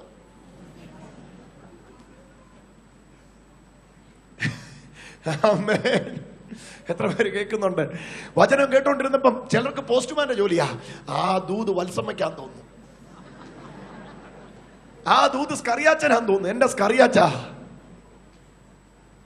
എന്റെ സണ്ണിക്കുട്ടി, നീ സണ്ണിക്കുട്ടി സ്കറിയാച്ചനൊക്കെ ഉണ്ട്, വെറുതെ വിട്ടേക്കണേ, നാളെ ബാലരാമൂർത്ത് പ്രസംഗിക്കണ്ട. എന്റെ പൊന്നച്ച, ഇത് കഴിയുമ്പോ ഒന്ന് കണ്ടേച്ചേ പോകാളെന്നൊന്നും പറഞ്ഞേക്കല്ലേ. ഹല്ലേലൂയ. കർത്താവിന്റെ ബാലശിക്ഷയുടെ മുഖം നിങ്ങളൊന്ന് നോക്കിക്കേ. അപ്പം വന്നു, വചനം കൊണ്ട് ഇടപെട്ടപ്പം വചനം പ്രസംഗിച്ച ദൈവദാസനെ കുത്തി. അങ്ങേരെ അറിഞ്ഞോണ്ട് പറഞ്ഞതാ. ശരി, അറിഞ്ഞോണ്ട് പറഞ്ഞതാ. എന്നെ തന്നെയാ ഉദ്ദേശിച്ചേ, നിന്നെ തന്നെയാ ഉദ്ദേശിച്ചേ. സത്യം, നിന്നെ തന്നെയാ ഉദ്ദേശിച്ചേ. എന്റെ കാര്യം പാസ്റ്റർ ആരോ പറഞ്ഞ് അറിഞ്ഞായിരുന്നല്ലേ, എന്നാലും വചനത്തിലൂടെ ഇങ്ങനെ കുത്തി പ്രസംഗിച്ചാൽ ഞങ്ങൾ വെട്ടി പ്രാർത്ഥിക്കും. നീ വെട്ടിപ്പോകാതിരിക്കാൻ പ്രാർത്ഥിച്ചു. ആമേൻ. ഒരു ഹല്ലേലൂയ പറഞ്ഞാട്ടെ. വചനം പ്രസംഗിക്കുമ്പം മറുതലിക്കല്ലേ. വചനം കണ്ണാടി പോലെ പാപത്തെ എടുത്തു കാട്ടുമ്പം പറഞ്ഞവനെ കുറ്റം പറയല്ലേ. വചനത്തിന് മുമ്പിൽ മറുതലിക്കാതെ മാനസാന്തരപ്പെട്ടാൽ ബാലശിക്ഷയുടെ രണ്ടാമത്തെ ഘട്ടത്തിൽ നീ രക്ഷപ്പെട്ടു. ശിക്ഷാവിധിയിലേക്ക് നീ പോകത്തില്ല. എന്നാൽ ബാലശിക്ഷയുടെ മൂന്നാമത്തെ ഘട്ടം, വചനം കേട്ടിട്ട് മാനസാന്തരപ്പെട്ടില്ല, അടുത്തവനെ പിടിക്കുക. എവിടെ വെച്ചാന്നറിയോ? കർത്തൃമേശ. അതുകൊണ്ടാണ് കൂടി വരുമ്പോഴൊക്കെ ഇത് ചെയ്തോണമെന്ന് പറഞ്ഞു. എത്ര പേർക്ക് മനസ്സിലായി? ആണ്ടിന് ചക്രാന്തിക്കുമല്ല, കൂടി വരുമ്പോഴൊക്കെ ചെയ്തോണമെന്ന് എന്ന് പറഞ്ഞാൽ ഇത് എടുക്കാതിരിക്കാനും വയ്യ, എടുക്കാനും വയ്യ. നമ്മുടെ സഭകളിലൊക്കെ ഉള്ള ഒരു പ്രാക്ടീസാണ്. ഞാനങ്ങ് എടുക്കുന്നില്ല, ഞാനങ്ങ് കുനിഞ്ഞിരിക്കുക. കുനിഞ്ഞിരുന്നാണ് you are cheating the Lord supper. യേശുവിന്റെ രക്തത്തോട് എനിക്ക് ബന്ധമില്ലെന്ന് നീ വിളിച്ചു പറഞ്ഞാൽ പിന്നെ നിനക്ക് സംരക്ഷണമില്ല. അവന്റെ ശരീരത്തോട് എനിക്ക് ബന്ധമില്ലെന്ന് പറഞ്ഞാൽ അതിന്റെ അർത്ഥം അവന്റെ തലയുടെ കീഴിൽ എനിക്ക് ആകാൻ ഇഷ്ടമില്ലെന്ന്. അങ്ങനെ പറയുന്നവൻ സാത്താന്റെ ആളാ. ഇവിടെ എല്ലാവരും ഉണ്ടോ? മിണ്ടിക്ക്. അപ്പൊ ബ്രദറെ, എടുക്കാനും പറ്റില്ല, എടുക്കാതിരിക്കാനും പറ്റില്ല. അപ്പൊ എന്നാ ചെയ്യണം? മാനസാന്തരപ്പെട്ടേ പറ്റൂ. വേറെ ഒന്നും ചെയ്യണം, മാനസാന്തരപ്പെട്ടേ പറ്റൂ. ഒരു ഹല്ലേലൂയ പറഞ്ഞേ. നമ്മുടെ ദൈവദാസന്മാർ അത് ആഴമായി പഠിപ്പിക്കുന്നു ഞാൻ അറിയുന്നു. കാരണം അതിനെക്കുറിച്ച് ക്ലിയർ ടീച്ചിങ് ഉണ്ടാകണം. നിങ്ങളുടെ മുമ്പിലൂടെ അപ്പവും വീഞ്ഞും വന്നു, അത് യേശുവിന്റെ ശരീരത്തിന്റെ പ്രതിദാനമാണ്. വസ്തുമാറ്റം അതിന് സംഭവിക്കുന്നില്ല. അത് അക്ഷരാർത്ഥത്തിൽ യേശുവിന്റെ ശരീരമാകുന്നില്ല. അക്ഷരാർത്ഥത്തിൽ ഈ വീഞ്ഞ് യേശുവിന്റെ രക്തമാകുന്നില്ല. പക്ഷെ ഇത് പ്രതിദാനം ചെയ്യുന്ന അവന്റെ ശരീരത്തെയോ അവന്റെ രക്തത്തെയുമാണ്. നിങ്ങളുടെ അടുക്കൽ വരുമ്പോൾ നിങ്ങൾ അതിന് മുഖം തിരിച്ചിരുന്നാൽ നിങ്ങൾ എന്താ വിളിച്ചു പറയുന്നത്? ഇവന്റെ ശരീരത്തിന്റെ സംരക്ഷണം എനിക്ക് വേണ്ട. നിങ്ങൾ അതിനോട് വിളിച്ചു പറയും, യേശുവിന്റെ രക്തത്തിന്റെ ശുദ്ധീകരണം എനിക്ക് വേണ്ട. ഇത് വിളിച്ചു പറഞ്ഞാൽ ആ സെക്കൻഡിൽ നിങ്ങളെ കൊണ്ടുപോകാൻ ഒരാൾ വരും, കൊട്ടിപ്പാടി. അത് വേറെ ആരുമല്ല, ശിക്ഷാവിധിയുടെ ആളാ. അപ്പൊ എടുക്കാം. എങ്ങനെ പോയിട്ട് എടുക്കാൻ പറ്റുമോ? എങ്ങനെ പോയിട്ട് എടുക്കാൻ പറ്റുകയല്ല. മാനസാന്തരപ്പെട്ട എടുക്കാം. ഒഴിഞ്ഞിരുന്നാൽ ചീറ്റ് ചെയ്യുന്നു. ഒഴിഞ്ഞിരുന്നാൽ നീ അതിനെ റിജക്ട് ചെയ്യും. നീ അതിന്റെ നിലത്ത്, അതിന്റെ ആശയം ഇതാണ്, യേശുവിന്റെ ശരീരത്തെ നിലത്തിട്ട് ചവിട്ടുന്നതിന് തുല്യമാണ് ഞാൻ അതിനെ നിന്ദയോടെ നോക്കുന്നത്, ഞാൻ അതിൽ പാർട്ടിസിപ്പേറ്റ് ചെയ്യാതിരിക്കുന്നത്. യേശുവിന്റെ രക്തത്തെ നിലത്തൊഴിച്ചിട്ട് തുപ്പുന്നതിന് തുല്യമാണ് ഞാൻ അതിൽ ഭാഗമാകാതിരിക്കുന്നത്. അപ്പം ഭാഗമാകാതിരിക്കാനും വയ്യ, ഭാഗമാകാനും വയ്യ. പിന്നെ എങ്ങനെയാ? എന്നെ എന്തോ ചെയ്യണം? തന്നെത്താൻ ശോധന ചെയ്യണം. അവിടെ എഴുതിയിരിക്കുന്ന ഒരു ഭയങ്കര വാക്ക് എന്നെ എപ്പോഴും ഞെട്ടിക്കാറുണ്ട്. വിധിക്കപ്പെടണം. ആരാൽ വിധിക്കപ്പെടണം? ഉപദേശിയാലല്ല, പ്രസംഗകനാലല്ല, ദൈവത്താൽ വിധിക്കപ്പെടണം. ദൈവം എന്നെ വിധിക്കണം. ഒരു ഹല്ലേലൂയ പറഞ്ഞേ. 10 വർഷമായിട്ട് എന്റെ സ്നേഹിതനോട് എന്റെ ഉള്ളിൽ കയ്പുണ്ട്. ഞാൻ എടുക്കുന്നു, ഞാൻ കൊടുക്കുന്നു. എടുത്തതും കൊടുത്തതും ശിക്ഷാവിധിയാ. ഹലോ, ഗ്ലോറി, സ്തോത്രം. ആമേൻ. കർത്തൃമേശയുടെ മുമ്പിൽ വരുമ്പം കർത്താവ് കാല് പിടിച്ച് പറയുക, തന്നെത്താൻ ശോധന ചെയ്തിട്ട് വേണേ അപ്പത്തിൽ നിന്ന് തിന്നാൻ. അതെ, അത് നമ്മുടെ ആൾക്കാർ എങ്ങനെയാണെന്ന് ചോദിച്ചാൽ അപ്പം വരുമ്പോഴത്തേന് അങ്ങ് തിരക്കാം. കാരണം ഞായറാഴ്ച മിക്കവാറും ഫാസ്റ്റിംഗ് ആണല്ലോ. വീഞ്ഞ് വരുമ്പോഴത്തേന് അങ്ങ് ആഘോഷം ഓടിച്ചെടുത്തു. പണ്ട് ഇതുപോലൊരു ചർച്ചിൽ ആകപ്പാടെ 2 ഗ്ലാസ്സിൽ, ഒരു കൊച്ചു സഭയാണ്, കൊച്ചു സഭയിൽ ആകപ്പാടെ 2 ഗ്ലാസ്സിൽ വീഞ്ഞുള്ളൂ. അപ്പം വീഞ്ഞുമായിട്ട് ഇങ്ങനെ ചെന്നപ്പോൾ ഒരു അമ്മച്ചി മേടിച്ച് ഈ ഒരു ഗ്ലാസ്സിലൂടെ ഒരു വീഞ്ഞ് മുഴുവൻ കുടിച്ചു. പാസ്റ്റർ എന്താണെന്ന് ചോദിക്കുക, ഇനി എന്നാ എവിടുന്ന് ഇപ്പോൾ ഓടിപ്പോയി വീഞ്ഞെടുത്തോണ്ട് വരും. അമ്മച്ചിയോട് ചോദിച്ചു, എന്തോ പരിപാടി അമ്മച്ചി കാണിച്ചേ, ഇത്രയും പേർക്ക് ഇനി വീഞ്ഞു കൊടുക്കാതിരിക്കുക. ഉടനെ അമ്മച്ചി പറഞ്ഞത്, എൻ്റെ പൊന്നു പാസ്റ്ററേ, കർത്താവ് എനിക്ക് വേണ്ടി ചെയ്തത് ഓർത്താൽ ഇതുപോലത്തെ 5 ഗ്ലാസ് കുടിച്ചാൽ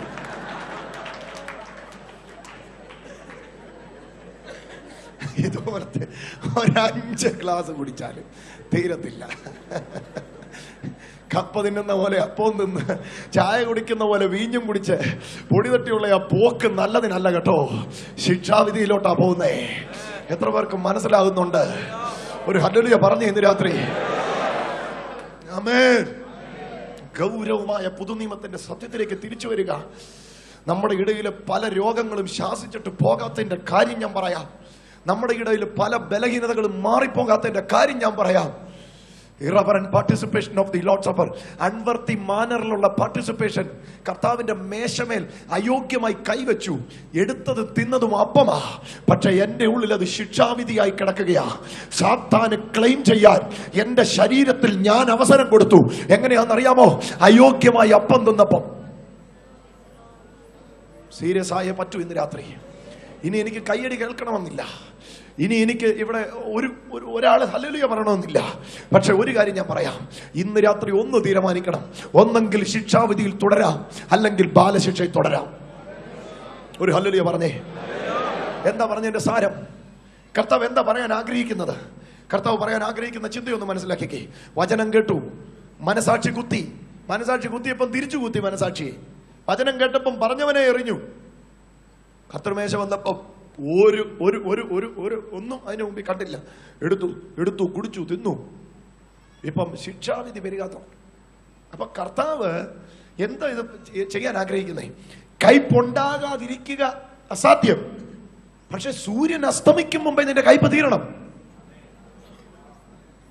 എന്റെ സ്നേഹിതനോട്, അവൻ എന്റെ ബദ്ധശത്രുവാണ്, അവൻ എന്റെ തകർച്ചയ്ക്ക് കാരണക്കാരനാണ്, അവൻ എന്നെ മുടിച്ചവനാണ്, അവനാ എന്നെ തകർത്തത്. എനിക്കറിയാം അവനാ ഈ സ്ഥിതിക്ക് കാരണക്കാരൻ.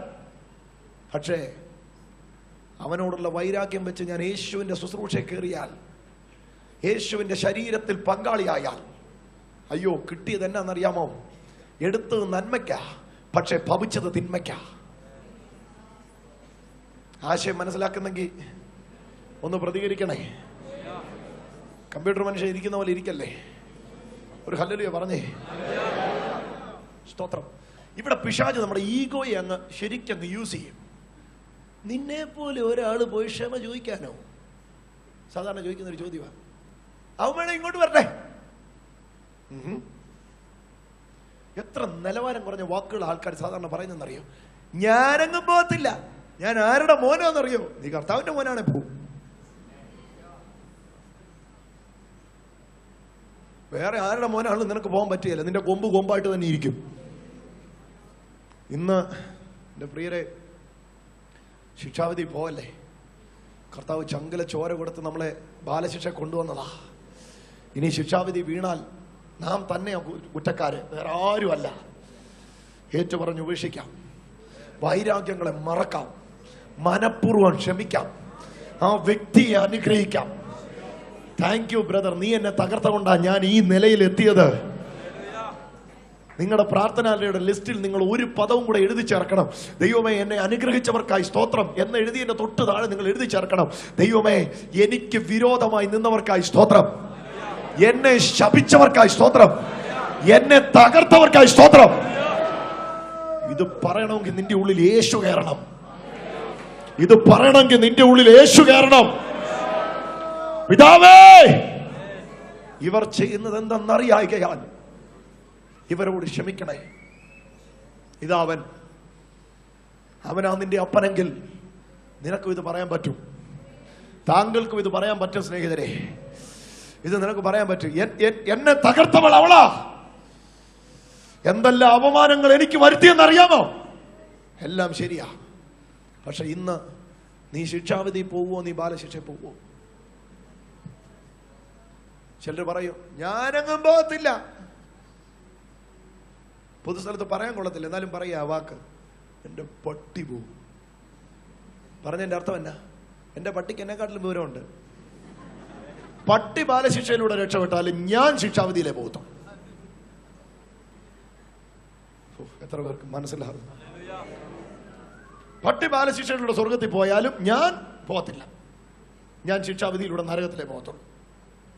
പ്രിയരെ, കൊമ്പൊടിക്കാം, തകർക്കാം, പറയാം കർത്താവേ എനിക്ക് ബാലശിക്ഷയിലൂടെ രക്ഷപ്പെടണം. അവിടെ 11:32 ഒരു പദമുണ്ട്. ആ പദം ഞാനൊന്ന് ഹൈലൈറ്റ് ചെയ്യാം, അപ്പൊ നിങ്ങൾക്ക് ഈ ആശയം മനസ്സിലാവും. വായിച്ചു.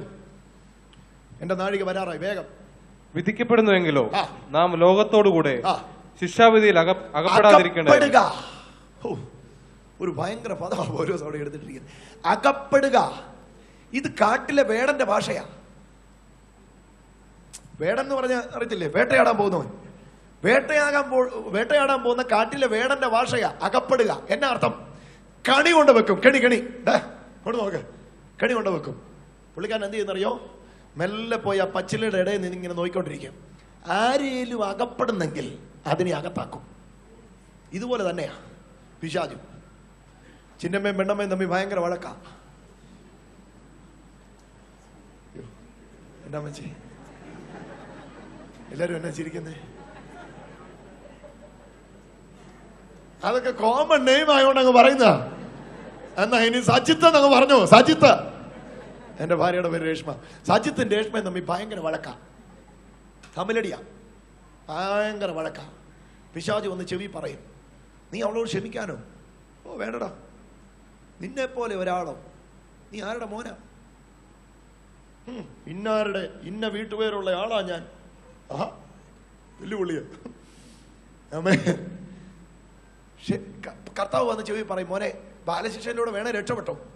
പിശാച് വന്ന് ചെവി പറയും, വേണ്ടടാ, നീ താഴുവൊന്നും വേണ്ട, നീ താന്നാ മോശമല്ലേ, നീ പൊങ്ങി തന്നെ ഇരിക്കണം, നിന്റെ നെഞ്ചു നിവർന്നു തന്നെ ഇരിക്കണം. എന്നാ കാര്യം? നീ ഏറ്റു പറഞ്ഞ അവന് നിന്നെ കിട്ടുകയല്ല. നീ ഏറ്റു പറഞ്ഞ് ഉപേക്ഷിച്ചാൽ ഇന്ന് രാത്രി എൻ്റെ സഹോദരി, എൻ്റെ പൊന്നു ഭാര്യ എന്നോട് ക്ഷമിക്ക്, അല്ലെ എൻ്റെ പൊന്നച്ഛ എന്നോട് ക്ഷമിക്ക്, ഞാൻ തെറ്റ് ചെയ്തു പോയി, എന്നോട് ക്ഷമിക്ക് എന്ന് പറഞ്ഞാൽ പിശാചിന്റെ തല തകരും. അതുകൊണ്ട് പിശാച് പറയും, ദയവ് ചെയ്ത് നീ അവനോട് ക്ഷമ ചോദിക്കരുത്. നീ ആരാന്ന് ഓർക്ക്. ഒരു ഹല്ലേലൂയ പറഞ്ഞേ. നീ ആരാന്ന് ഓർക്ക്. ഇന്ന് ഞാനും അത് തന്നെയാ പറയുന്നേ. നീ ആരാന്ന് ഓർക്ക്. നിനക്കൊരപ്പനുണ്ടെന്നറിയ്. നീ ആ തെറ്റ് ചെയ്തപ്പോ കരഞ്ഞ ഒരു പിതാവുണ്ടെന്ന് ഓർക്ക്. പൊട്ടിക്കരഞ്ഞ ഒരു പിതാവുണ്ടെന്ന് ഓർക്ക്. ഒരു ഹല്ലേലൂയ പറഞ്ഞേ. ഞാൻ ഈ ആലപ്പുഴ സൈഡിൽ കണ്ടിട്ടുള്ള ഒരു പ്രത്യേക ഒരു പ്രതിഭാസമുണ്ട്. അവിടെ ഈ മീറ്റിങ്ങിന് പോകുമ്പോൾ ഈ കനാൽ സൈഡിൽ, കനാൽ എന്ന് പറഞ്ഞാൽ അറിയാലോ, ഈ ചാനൽ കനാൽ സൈഡിൽ കണ്ടിട്ടുള്ള ഒരു പ്രത്യേക പ്രതിഭാസം. ഈ കനാലിന്റെ താഴെ കൊണ്ട് ഈ വലിയ വല കെട്ടി വെക്കും. വല കെട്ടി വെച്ചിട്ട് ഈ മേളി മുതൽ കമ്പും സാധനവും ഒക്കെ എടുത്ത് മീനെ ഇങ്ങനെ കുത്തി കുത്തി ഇളക്കും. അപ്പൊ ഈ മീൻ ഈ ഇളക്കം ഒരു സന്തോഷമാണ്. ഈ ഇളക്കം ഒരു സന്തോഷമാണ്. മീൻ അറിയുന്നില്ല ഇതിനെ ഇളക്കുന്നത് വല വീഴ്ത്താനാന്ന്. 40 ദിവസം കുലുങ്ങിയിട്ട് ശിക്ഷാവധി പോയി വീടല്ലേ.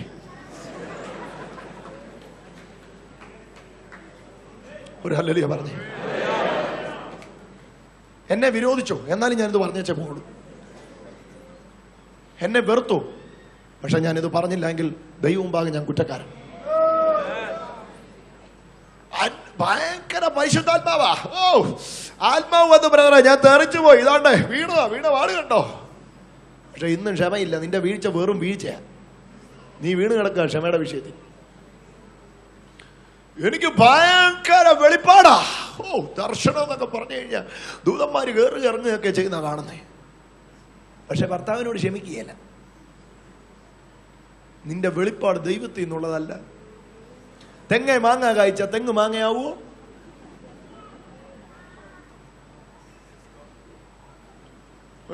പറഞ്ഞേ, തേങ്ങയാ കായ്ക്കേണ്ടത്. തെങ്ങ മാങ്ങ കായ്ച്ചിട്ട് തേങ്ങ എന്ന് പറഞ്ഞിട്ട് കാര്യമുണ്ടോ? ഫലം കൊണ്ടാ വൃക്ഷത്തെ തിരിച്ചറിയുന്നേ. അഭിഷേകത്തിന്റെ ഉത്തംഗ ശൃംഗത്തിൽ നിൽക്കുന്നെങ്കിൽ ആദ്യം നിന്റെ ഉള്ളിൽ ഉണ്ടാകുന്നത് അസാധാരണമായ താഴ്മ. ഒരു ഹല്ലേലൂയ പറഞ്ഞേ. ഉരുകിപ്പോവും. കർത്താവിന്റെ ജീവിതം പഠിച്ച അവിടെ വലിയ ഡിസ്കഷൻ നടക്കുക. ആരാ വലുത്. ഏറ്റവും വലുത് അവിടെ യേശുവാണേ, അത് മറക്കല്ലേ. ഏറ്റവും വലുത് അവിടെ യേശു. ഇടത്തിരിക്കുന്നവരും വലത്തിരിക്കുന്നവരും ചോദിക്കാൻ ഞാനാണോ വലുത്, നീയാണോ വലുത്, നീയാണോ വലുത്, ഞാനാണോ വലുത്. പൊങ്ങി നോക്കി, ഓ നീ വന്നിട്ട് 8 കൊല്ലം, ഞാൻ വന്നിട്ട് 10 കൊല്ലം. നീ കസേര മേടിച്ചു കൊടുത്തില്ലല്ലോ, ഞാൻ 10 കസേര ഇട്ടിട്ടാണ് വന്നിരിക്കുന്നത്. നിന്നെക്കാട്ടിലും വലുത് ഞാനാ. പാസ്റ്റർ എന്നും എന്നെ വിളിക്കാറുണ്ട്, നിന്നെ വിളിക്കാറില്ലല്ലോ, നിന്നെക്കാട്ടിലും വലുത് ഞാനാ. ഇങ്ങനെ പറഞ്ഞു ഭയങ്കര ഡിസ്കഷൻ അവിടെ നടന്നുകൊണ്ടിരിക്കുമ്പോൾ ഏറ്റവും വലിയ ആള് ഏറ്റവും ചെറിയ പ്രവൃത്തി ചെയ്യാൻ തുടങ്ങി. കുരുകിപ്പോയല്ല. ചിന്തിച്ചു ചോദിക്കുക, ആരങ്ങ് വന്ന് ആരാ വലുതെന്നൊക്കെ പറഞ്ഞു വലിയ കമന്റിങ് അവിടെ നടക്കുമ്പോഴാ ഏറ്റവും വലിയ ആൾ എഴുന്നേറ്റിട്ട് ഏറ്റവും ചെറിയ പ്രവൃത്തി ചെയ്തു. എന്നാന്നറിയോ, അരയിലോട്ടൊരു തുണിയും കെട്ടി കാല് കഴുകാനായിട്ട് ഇറങ്ങി. ഇപ്പം വലിയ പുള്ളിയാന്ന് പറഞ്ഞ് എല്ലാം ഉരുകുമായിരുന്നു. കർത്താവിന്റെ നുകമേറ്റാൽ, യേശുവിന്റെ നുകമേറ്റാൽ, ഒന്ന് കൈയടിയൊന്നും വേണം പോട്ടെ. കർത്താവിന്റെ നുകമേറ്റാൽ ഒന്ന് കൈയടിച്ചില്ലേലും വേണ്ടുകയല്ല, മാനസാന്തരപ്പെടാം. നമുക്ക് ശിക്ഷാവിധിയിൽ നിന്ന് രക്ഷപ്പെടാം. അയ്യോ, തന്ത്രപരമായി സാത്താൻ അകപ്പെടുത്താൻ കണി വെച്ചിരിക്കുക പ്രിയരെ, നിങ്ങൾ മറക്കല്ലേ. അയ്യോ നീ അതിൻ്റെ അകത്ത് വീഴുമെന്ന് വിചാരിച്ച് കർത്താവ് പേടിച്ചിരിക്കുക. സ്തോത്രം. അതിനുവേണ്ടി ഏജന്റുകാരെ വിട്ടു പറയും. ഈ ഞാൻ ആശ്വസിപ്പിക്കുന്ന മുറിപ്പെടുത്തുന്ന ആശ്വാസകരുടെ കാര്യം ഇന്നലെ പറഞ്ഞില്ലേ, ഇവരെ വിട്ടിട്ട് പറയും, എന്നാലും പുള്ളി ചെയ്തതൊന്ന് ഓർക്ക്. ഓ ബ്രദറിന്റെ സ്ഥാനത്ത് ഞാനായിരുന്നെങ്കിൽ വെച്ചേക്കുകയില്ലായിരുന്നു അവനെ ആദ്യം തലയിലോട്ട് കൈവച്ചിട്ട് പറയണം, ലൂസിഫറെ ഇറങ്ങി വാ, ലൂസിഫറെ ഇറങ്ങി വാ. ഒരുത്തൻ നിന്നോട് പറയുന്നു, സ്നേഹിത ശരിയാ, അവൻ നമ്മളെ തകർത്തു, അവൻ നമ്മുടെ തകർച്ച കാരണക്കാരനാ, വെറുതെ വിട്, അവനെ അനുഗ്രഹിക്കുക. ഇത് പറയുന്നെങ്കിൽ അവൻ യേശുവിന്റെ ആളാ. ശത്രുത കുത്തിവെക്കുന്നവൻ പിശാചിന്റെ ആളാ. ശത്രുത പറയുന്നവൻ പിശാചിന്റെ ആളാ. അവൻ ഏതു വേഷം ധരിച്ചാലും, അവൻ എങ്ങനെ നീതി ചമഞ്ഞ് നടന്നാലും അവൻ കള്ളനാ. അവൻ നിങ്ങളെ ശപിക്കത്തേ ഉള്ളൂ. എന്നാൽ ഇന്ന് കൃപ പ്രാപിച്ചവൻ പറയട്ടെ, ഇല്ലടാ, ഇല്ല, അകപ്പെടാൻ ഞാൻ തയ്യാറാകത്തില്ല, രക്ഷപ്പെടാൻ ഞാൻ തയ്യാറാകുക. ദൈവദാസനെ, ഇന്ന് രാത്രി ഞാൻ ഈ വചനം പറഞ്ഞുകൊണ്ടിരിക്കുമ്പോൾ പല കണികളും നിഷ്ഫലമായിക്കൊണ്ടിരിക്കുകയാണ്. അവള് വീഴും, ഞാൻ അവളെ വീഴ്ത്തും, ഒരിക്കലും അവള് രക്ഷപ്പെടത്തില്ല. തന്ത്രപരമായി ഞാൻ അവളുടെ ഈഗോ ഒക്കെ പൊക്കി വെച്ചിരിക്കുക. ഇന്ന് ഉരുകട്ടെ, ഇന്ന് സകല ഈഗോയും സൂപ്പർ ഈഗോയും എല്ലാം ഇവിടെ ഉരുകട്ടെ. യേശുവിന്റെ കാലിലോട്ട് വീണ്ടും പറ, ദൈവമേ എന്നോട് ക്ഷമിക്കാൻ ഞാൻ അവനോട് ക്ഷമിക്കുന്നു. ഓ കർത്താവ് ഈ ക്ഷമ പഠിപ്പിക്കാൻ കർത്താവ് കഴിഞ്ഞിട്ട് ആളുള്ളായിരുന്നു. പത്രോസിന് ഒരു ചോദ്യം ഒരു ദിവസം ഉണ്ടായിരുന്നു, എത്ര വട്ടം ക്ഷമിക്കണം കർത്താവേ? കർത്താവ് ഈ ഓരോ കാര്യങ്ങൾ പറയുമ്പോൾ ഉപമയിലൂടെയാണ് പറയുന്നത്. കർത്താവ് ആ താലന്തിന്റെ ഉപമ പറഞ്ഞ് നിങ്ങൾക്കറിയാം. ഞാൻ ആ എക്സാക്ട് സംഖ്യ ഒന്നും ഇവിടെ പറയുന്നില്ല, നിങ്ങൾക്കത് മനസ്സിലാൻ വേണ്ടി ഞാൻ പറയാം. നിങ്ങളിൽ ഒരാൾ എൻ്റെ അടുത്ത് നിന്ന് 1000 രൂപ മേടിച്ചിട്ടുണ്ടായിരുന്നു. 1000 രൂപ മേടിച്ച് നിങ്ങൾ അവിടെ നിൽക്കുമ്പോൾ ഞാൻ വേറൊരാളുടെ അടുക്കന്ന് 1,00,000 രൂപ മേടിച്ചിട്ടുണ്ടായിരുന്നു. ഈ 1,00,000 രൂപ മേടിച്ച ആൾക്ക് കൊടുക്കേണ്ട സമയം എല്ലാം കഴിഞ്ഞു കേട്ടോ.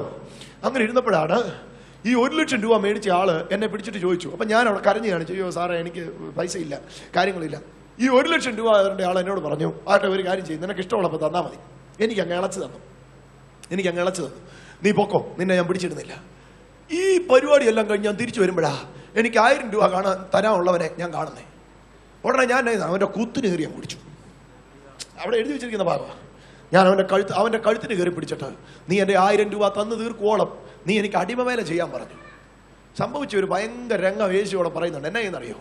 ഈ 1000 രൂപ തരാനുള്ളവനെ പിടിച്ച കാര്യം 1 ലക്ഷം ഇളച്ചു കൊടുത്തവൻ അറിഞ്ഞു.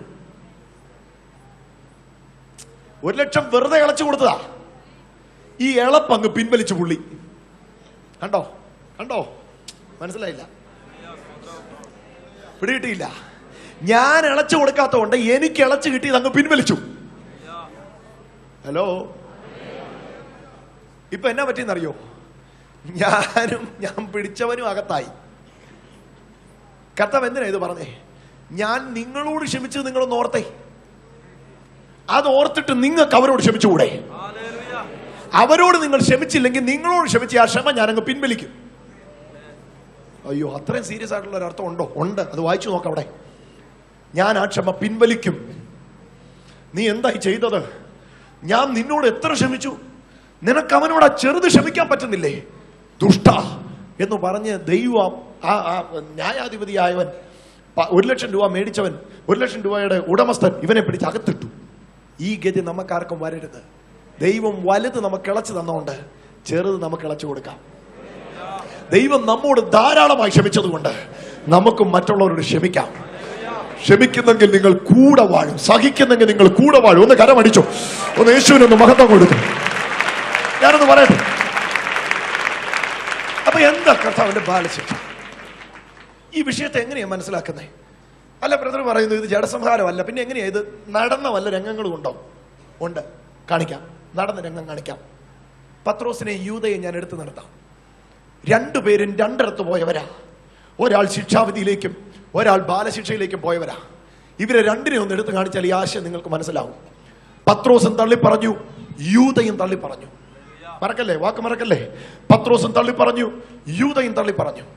എന്റെ നോട്ടത്തിൽ, ഞാൻ പറഞ്ഞ വാക്ക് മറക്കല്ലേ, എന്റെ നോട്ടത്തിൽ പത്രോസ് ചെയ്തതാ വലിയ പാപം യൂദ ചെയ്തതിനേക്കാൾ.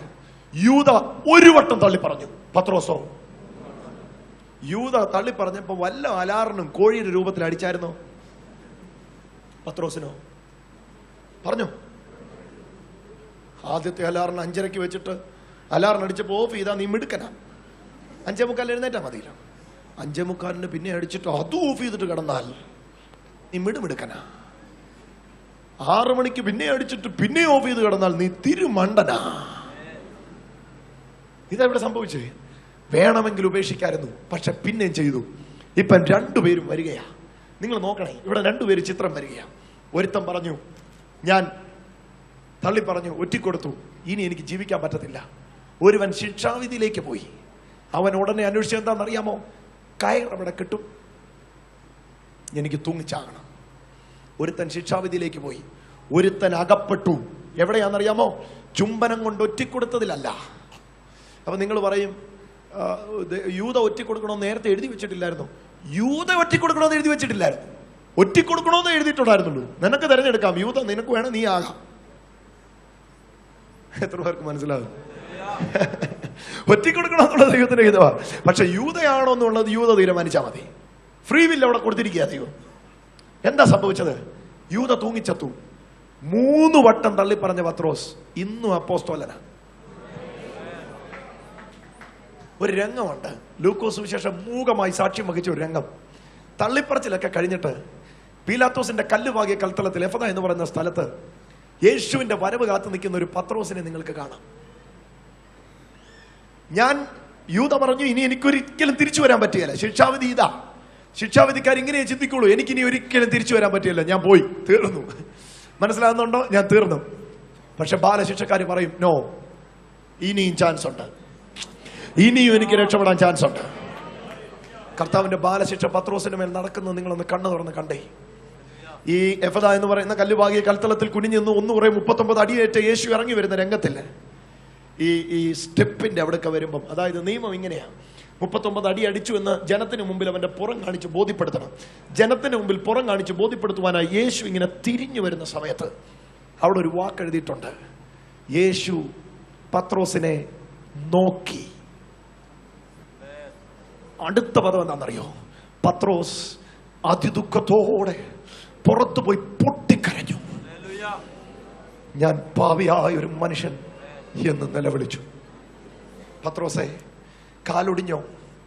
പത്രോസേ, നീ കുരുടനായോ? പത്രോസേ, ജോയിന്റിന്റെ ബന്ധം വിട്ടോ? പത്രോസ് പറയും, ജോയിന്റിന്റെ ബന്ധം വിടുന്നതിനേക്കാൾ വേദനയാ ആ നോട്ടം എന്നിൽ ഏൽപ്പിച്ചത്. അടിച്ചാൽ അടിയുടെ വേദനയുള്ളൂ, പക്ഷെ അടിക്കാതെ നിന്നെ സ്നേഹിക്കുമ്പോൾ നീ തകർന്നു പോകും. ശിക്ഷ വിധിക്കേണ്ട മുഖത്തുനിന്ന് രക്ഷ വിധിക്കുമ്പം സത്യം പറഞ്ഞ നീ ഉരുകിപ്പോകും. പത്രോസിന്റെ ഒരൊറ്റ, യേശുവിന്റെ ഒരൊറ്റ നോട്ടം പത്രോസിന്റെ മേൽ ബാലശിക്ഷയായി വെളിപ്പെട്ടു. അടുത്ത നിമിഷം അവൻ പുറത്തു പോയി പൊട്ടിക്കരഞ്ഞു. ഞാൻ പാപിയായ ഒരു മനുഷ്യൻ. അവൻ അപ്പോസ്തോലനായി തുടർന്നു. നിങ്ങളത് കേട്ടില്ല, ഞാൻ ആവർത്തിക്കാം. അവൻ അപ്പോസ്തോലനായി തുടർന്നു. യൂദ നിലത്തു വീണ് ചത്തു. അവന്റെ കുടൽ പിളർന്നുപോയി. ഇന്ന് വക്കൽദാമ സാക്ഷിയായി നിൽക്കുന്നു. എന്താ പറഞ്ഞതിന്റെ അർത്ഥം? ഒരുത്തൻ പോയത് ബാലശിക്ഷയിൽ, ഒരുത്തൻ പോയത് ശിക്ഷാവിധിയിൽ. ഞാനൊരു മുടിയനായ പുത്രന്റെ ഉപമ എപ്പോഴും ഈ വിഷയത്തോട് ബന്ധപ്പെട്ട് പറയാൻ ഇഷ്ടപ്പെടുന്നു. എല്ലാം മുടിച്ചേച്ച് വരുന്ന ഒരു മകൻ. ഞാനാണെങ്കിൽ അവനെ 10 അടിയെങ്കിലും കൊടുത്തിട്ട് വീട്ടിൽ കയറ്റത്തുള്ളൂ. യഹൂദന്റെ വ്യവസ്ഥ അവനെ കല്ലെറിഞ്ഞ് സ്പോട്ടിൽ കൊല്ലണമെന്ന. പക്ഷേ ബാലശിക്ഷ കാണണേ അങ്ങോട്ട് ചെല്ല്. അടി പേടിച്ച് തൂത്തു ചൂടാക്കി, ഇവിടെ കിട്ടിയ പൊള്ളാതിരിക്കാൻ വേണ്ടി തൂത്തു ചൂടാക്കി വരുന്ന മകൻ, ദൂരത്ത് കാത്തിരിക്കുന്ന അപ്പൻ. അവിടെ എഴുതി വെച്ചിരിക്കുന്ന ഒരു ഭാഗമുണ്ട്. യോൻ വിചാരിച്ച് ഇപ്പം എൻ്റെ കാലൊടിക്കും, ഇപ്പം എൻ്റെ കണ്ണു കുത്തിപ്പൊട്ടിക്കും. പക്ഷെ സംഭവിച്ചത് എന്നാണെന്നറിയാവോ? സംഭവിച്ചത് ഇവന്റെ പ്രതീക്ഷയ്ക്ക് നേരെ. കഴിഞ്ഞ രാത്രി റിഹേഴ്സലായിരുന്നു ഇവൻ. എങ്ങനെയാ? അപ്പ, ഓ അത് ശരിയാകുന്നില്ല, അപ്പോ അതും അങ്ങ് ഒക്കുന്നില്ല, കുറച്ചുകൂടെ ഡിലേ വിട. അപ്പോ നിന്റെ റിഹേഴ്സൽ ഒന്നും വില പോകത്തില്ല. നിന്നെ റിഹേഴ്സൽ ചെയ്യിപ്പിക്കുന്നത് നിന്റെ സിസ്റ്റമാ. അത് പൊളിക്കേ. അത് മതവാ നിന്നെ റിഹേഴ്സൽ ചെയ്യിക്കുന്നേ. അത് മതവാ, പൊളിക്കാനെ. ആ സൗണ്ട് എവിടെയെങ്കിലും കേൾക്കുന്നുണ്ട്, കണ്ണ് തുറന്ന് നോക്കണം, കണ്ണയിലോട്ട് സൂക്ഷിച്ചു നോക്കണം. ഒരു തുള്ളി കണ്ണുനീര് വരുന്നില്ല, പറയണം നീ കള്ളിയാ, നീ കള്ളിയാ. ഒരു ഹല്ലേലൂയ പറഞ്ഞാട്ടെ. ആമേൻ. പത്രോസിനെ യേശു നോക്കി. അതിദുഃഖത്തോടെ പത്രോസ് പൊട്ടിക്കരഞ്ഞു. അപ്പന്റെ മകനായി പത്രോസ് ഇന്നും നിൽക്കുന്നു. പ്രിയരെ, മുടിയൻപുത്രൻ മടങ്ങി വന്നു. സ്നേഹസ്വരൂപനായ കാർമേഘത്തിന്റെ അടുക്കിലേക്കല്ല മുടിയൻപുത്രൻ വന്നേ. എന്റെ നാഴിക വന്നല്ലേ. എന്റെ കർത്താവ് വെച്ചാ ഞാൻ ആ ക്ലോക്കാ ഫോളോ ചെയ്യുന്നത്. ആ ക്ലോക്ക്, ആ പുറകിരിക്കുന്ന ക്ലോക്ക്. അവിടെ ആകുമ്പോ 5 മിനിറ്റ് കൂടെ ഉണ്ട്, ഇവിടെ ആകുമ്പോ നേരം കഴിഞ്ഞു. എങ്ങനെയുണ്ട്? ഞങ്ങള് കണ്ണൂരുകാരാ. ഒരു ഒന്ന് ശ്രദ്ധിച്ചു കേട്ടോണേ, പ്രാർത്ഥിച്ച് ഇപ്പൊ അവസാനിപ്പിക്കും. ഒന്ന് ശ്രദ്ധിച്ചു കേട്ടോണേ. എന്താ പറഞ്ഞതിന്റെ സാരം? പറഞ്ഞതിന്റെ സാരം ഇത്രയേ ഉള്ളൂ. അപ്പന്റെ അടുക്കലേക്ക് മടങ്ങി വന്ന മുടിയൻപുത്രൻ അവനെ മാറോട് ചേർത്ത് പിടിക്കുന്നു. അവന് കിട്ടിയത് ശിക്ഷയല്ല, അവന് കിട്ടിയത് രക്ഷയാ. അവൻ പോയത് ശിക്ഷാവിധിയിലേക്കല്ല, അവൻ പോയത് ബാലശിക്ഷയിലേക്കാ. ഒരു ഹല്ലേലൂയ പറഞ്ഞേ. പക്ഷെ വീട്ടിലുള്ളവരുണ്ടല്ലോ, അവൻ ശിക്ഷാവിധിയുടെ ആളാ. അവൻ ചോദിക്കുന്നത് എനിക്കിത് ഉൾക്കൊള്ളാൻ പറ്റുന്നില്ല. കാരണം എന്നാ? അപ്പം തല്ല് കൊടുക്കുവാണെങ്കിൽ എനിക്ക് ഉൾക്കൊള്ളാം, വിരുന്ന് കഴിച്ചാൽ എനിക്ക് ഉൾക്കൊള്ളാൻ പറ്റുകയില്ല. നിനക്ക് ഉൾക്കൊള്ളണമെന്നില്ല, ഇത് മകനോടുള്ള ഇടപാടാ. അവൻ ചോദിക്കുക എനിക്കിത് തന്നിട്ടുണ്ടോ? എടാ ദാസൻ ഇത് ഇല്ലടാ, ഇത് മകനുള്ള ഇടപാടാ. ഇന്ന് രാത്രി പ്രിയരെ, ഈ പ്രത്യേക സെഷൻ ഇന്ന് രാത്രി ആശീർവാദം പറഞ്ഞ് അവസാനിക്കും എനിക്കറിയത്തില്ല. പക്ഷെ ഒരു കാര്യം ഞാൻ പറയാം. ഇന്ന് ഇവിടെ ഇത് രണ്ടും നടക്കുന്നു. ഒന്ന് പിശാചിന്റെ ശിക്ഷാവിധി, 2 കർത്താവിന്റെ ബാലശിക്ഷ. നിങ്ങൾക്ക് ഏതിലേക്ക് പോകാൻ താല്പര്യമുണ്ട്? നിങ്ങൾക്ക് ഏതിലേക്ക് പോകാൻ താല്പര്യമുണ്ട്?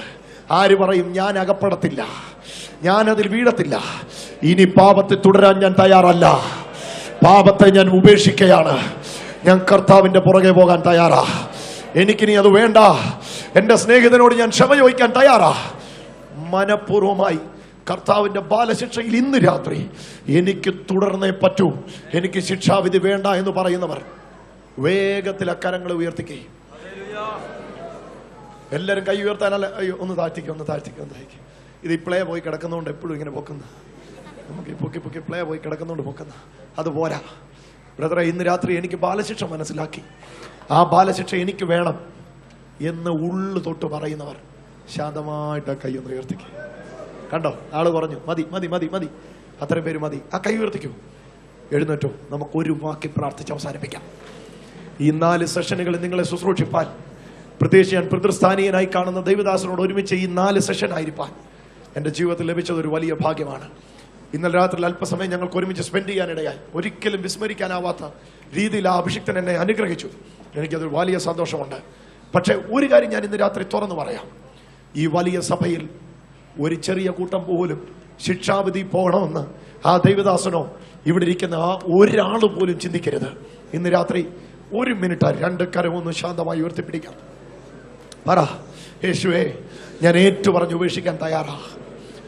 പറഞ്ഞാട്ടെ, ലജ്ജ കൂടാതെ പറഞ്ഞാട്ടെ. ഒരിക്കലും ലജ്ജിക്കണ്ട. ആ വിഷയത്തിൽ നിരപ്പ് പ്രാപിക്കാൻ ഞാൻ തയ്യാറാ. ഞാൻ ആ പാപം ഉപേക്ഷിക്കാൻ തയ്യാറാ. ഇനി അതിൽ ഞാൻ തുടരുകയില്ല. വാ തുറന്നു പറ, ഞാൻ ആ വ്യക്തിയോട് ക്ഷമ ചോദിക്കാൻ ഞാൻ തയ്യാറാ. ആര് പറയൂ അങ്ങനെ? എനിക്ക് മനസ്സിലായി ഞാൻ എവിടെയാ വീണിരിക്കുന്നേ, അവിടെ ഞാൻ എഴുന്നേക്കാൻ തയ്യാറാ. ഞാൻ ആ വ്യക്തിയോട് ക്ഷമ ചോദിക്കാൻ ഞാൻ തയ്യാറാ. അങ്ങനെ പറയുന്നവർ അക്കരങ്ങളെ ഒന്ന് വീശി പിടിച്ചോണെന്ന് പ്രാർത്ഥിച്ചു ഇന്ന് രാത്രി. ഞാൻ അപ്പാ, എനിക്ക് ശിക്ഷാവിധിയിലേക്ക് പോകണ്ട. ഇത് ഹേതുവായി ശിക്ഷാവിധി നിമിത്തം രോഗം വന്നെങ്കിൽ എനിക്ക് ആ ഭാഗം വിശദീകരിക്കാൻ സമയം പോരാ. കമ്പി വാചകത്തിൽ ഞാൻ പറയാം, ശിക്ഷാവിധി നിമിത്തം രോഗം വന്നെങ്കിൽ ബാലശിക്ഷ നിമിത്തം സൗഖ്യം വരാൻ പോകുന്നു. ഇപ്പോൾ നിങ്ങൾ സൗഖ്യമാകും. എങ്ങനെയാണെന്നറിയാമോ? അപ്പൻ നിന്നെ തൊടുമ്പോൾ. ഇത് ഹേതുവായി നിങ്ങൾ ബലഹീനരാകുമെങ്കിൽ ഇത് ഹേതുവായി നിങ്ങൾ ബലം പ്രാപിക്കും. അയോഗ്യതയോടെ ഭക്ഷിച്ചാൽ രോഗിയാകുമെങ്കിൽ യോഗ്യതയോടെ ഭക്ഷിച്ചാൽ സൗഖ്യമാകും. അയോഗ്യതയോടെ ഭക്ഷിച്ചാൽ മരണം വരുമെങ്കിൽ യോഗ്യതയോടെ ഭക്ഷിച്ചാൽ ജീവൻ വരും. അയോഗ്യതയോടെ ഭക്ഷിച്ചാൽ ബലഹീനത വരുമെങ്കിൽ യോഗ്യതയോടെ ഭക്ഷിച്ചാൽ ബലം വരും. അയോഗ്യതയോടെ ഭക്ഷിച്ചാൽ രോഗിയാകുമെങ്കിൽ യോഗ്യതയോടെ ഭക്ഷിച്ചാൽ സൗഖ്യമാകും. അടുത്ത കർത്തൃമേശ ഉടനെ ഉണ്ടല്ലേ? ഉണ്ട്. 13-ാം തീയതി സൺഡേ കർത്തൃമേശ ഉണ്ട് ഇവിടെ. 13-ാം തീയതി മുങ്ങല്ലേ, അന്ന് പൊങ്ങണേ. ആ വഴിക്ക് പോവല്ലേ ഇത് കേട്ടേച്ച്. അപ്പൊ അടുക്ക വരും. കുനിഞ്ഞു കൊടുത്ത് വേണ്ടെന്ന് പറയരുത്. നെഞ്ചത്ത് കൈവച്ച് പറ, ഞാൻ പാപം ചെയ്തിട്ടുണ്ട്, പക്ഷെ ദൈവമേ ഞാൻ തിരികെ വരിക. നിന്റെ ബാലശിക്ഷയിലൂടെ ഞാൻ പോകാൻ തയ്യാറാ. എന്റെ പിതാവേ, ഇന്ന് എന്റെ ഈ വചന നിമിത്തം വിശുദ്ധീകരിക്കപ്പെടുന്ന ഈ ജനത്തിന് വേണ്ടി 1 മിനിറ്റ് അടിയൻ അപ്പനോട് അപേക്ഷിക്കുന്നു. ഇന്ന് ഈ ബാലശിക്ഷ ഇന്നു മുതൽ ഇവർക്ക് ആരംഭിക്കട്ടെ. ഇതുവരെയായിട്ടും മനുഷ്യ മനസാക്ഷിയെ കുത്തിമുറിവേൽപ്പിച്ചിട്ടും വചനം കേട്ടിട്ടും കർത്തൃഭോജനത്തിൽ പങ്കാളിയായിട്ടും മാനസാന്തരമില്ലാത്ത ജീവിതങ്ങളുണ്ടെങ്കിൽ നാഥ, നിന്റെ കരം അവരുടെ മേൽ ഇന്ന് രാത്രി വെക്കണമേ. ഒരു വ്യക്തി പോലും ശിക്ഷാവിധിയിൽ അകപ്പെടരുതെന്ന് ആഗ്രഹിച്ചവർക്ക് വേണ്ടി മരിച്ച യേശുവേ, എന്നെ കണ്ടുകൊണ്ടിരിക്കുന്ന ഈ വ്യക്തി ജീവിതങ്ങൾക്ക് വേണ്ടി ഞാൻ പ്രാർത്ഥിക്കുന്നു. ഒരു മനുഷ്യൻ പോലും ശിക്ഷാവിധി വീഴരുതേ. എല്ലാവരും കർത്താവിന്റെ ബാലശിക്ഷയിൽ സ്വർഗത്തിൽ കാണുവാൻ ദൈവം ഇവിടെ വരുത്തണമേ. ഞാൻ ഈ ജനത്തെ യേശുവിന്റെ നാമം ചൊല്ലി അനുഗ്രഹിക്കുന്നു. റിസീവ് ചെയ്തോ അനുഗ്രഹം. സൗഖ്യമാകട്ടെ, ആരോഗ്യം പ്രാപിക്കട്ടെ യേശുവിൻ നാമത്തിൽ തന്നെ. 2 കരങ്ങളെ അടിച്ച് യേശുവിനെ മഹത്വം പറയാം. Thank you all. God bless you. ഒരുപാട് നന്ദി. ഞങ്ങളെ ശുശ്രൂഷിച്ചതിൽ കർത്താവ് മാനിക്കട്ടെ, കർത്താവ് അനുഗ്രഹിക്കട്ടെ. 1-2 അനൗൺസ്മെന്റുകൾ പറഞ്ഞ് നിർത്തിക്കോട്ടെ. നാളെ വൈകിട്ട് 4 മണിക്ക് ഇവിടെ വെച്ച് ബാപ്റ്റിസത്തിന്റെ ക്ലാസ് ഉണ്ടായിരിക്കും. സ്നാനത്തിന് വേണ്ടി സമർപ്പിക്കപ്പെട്ടവർ, സ്നാനം എടുക്കാഞ്ഞവർ, സ്നാനത്തിന് താല്പര്യപ്പെടുന്നെങ്കിൽ അവർക്കും സ്നാനത്തെക്കുറിച്ച് അറിയാൻ ആഗ്രഹിക്കുന്നവർക്കും ഒരുപോലെ നാളെ വൈകിട്ട് 4 മണിക്ക് ഇവിടെ വെച്ച് സ്നാന ക്ലാസ് ഉണ്ടായിരിക്കും. ശനിയാഴ്ച 4-ന് ശേഷം ഇവിടെ വെച്ച് സ്നാനവും ഉണ്ടായിരിക്കും. നാളെ രാവിലെ മുതൽ പാസ്റ്റർ റൈസൻ തോമസ് ഇവിടെ ശുശ്രൂഷിക്കുന്നു. നാളെ രാത്രിയിൽ ഇവിടെ സ്തോത്ര കാഴ്ചയും എടുക്കുന്നതായിരിക്കും. നാളെയും മറ്റന്നാളും 2 രാത്രികളിൽ രാവും പകലും പാസ്റ്റർ റൈസൻ തോമസ് അവർ ശുശ്രൂഷിക്കും. നാളെ വൈകിട്ട് ഇവിടുത്തെ സ്തോത്ര കാഴ്ചയും എടുക്കുന്നതായിരിക്കും. സമാധാനത്തോടെ പോകാം. നാളെ രാവിലെ 10 മണിക്ക് സ്പിരിച്വൽ വാർഫെയർ സെക്ഷൻ ഉണ്ടായിരിക്കും. നാളെ 10:30 കഴിയുമെങ്കിൽ നമുക്ക് വൈകിട്ടത്തെ സെക്ഷൻ, രാവിലത്തെ സെക്ഷൻ ആരംഭിക്കാം.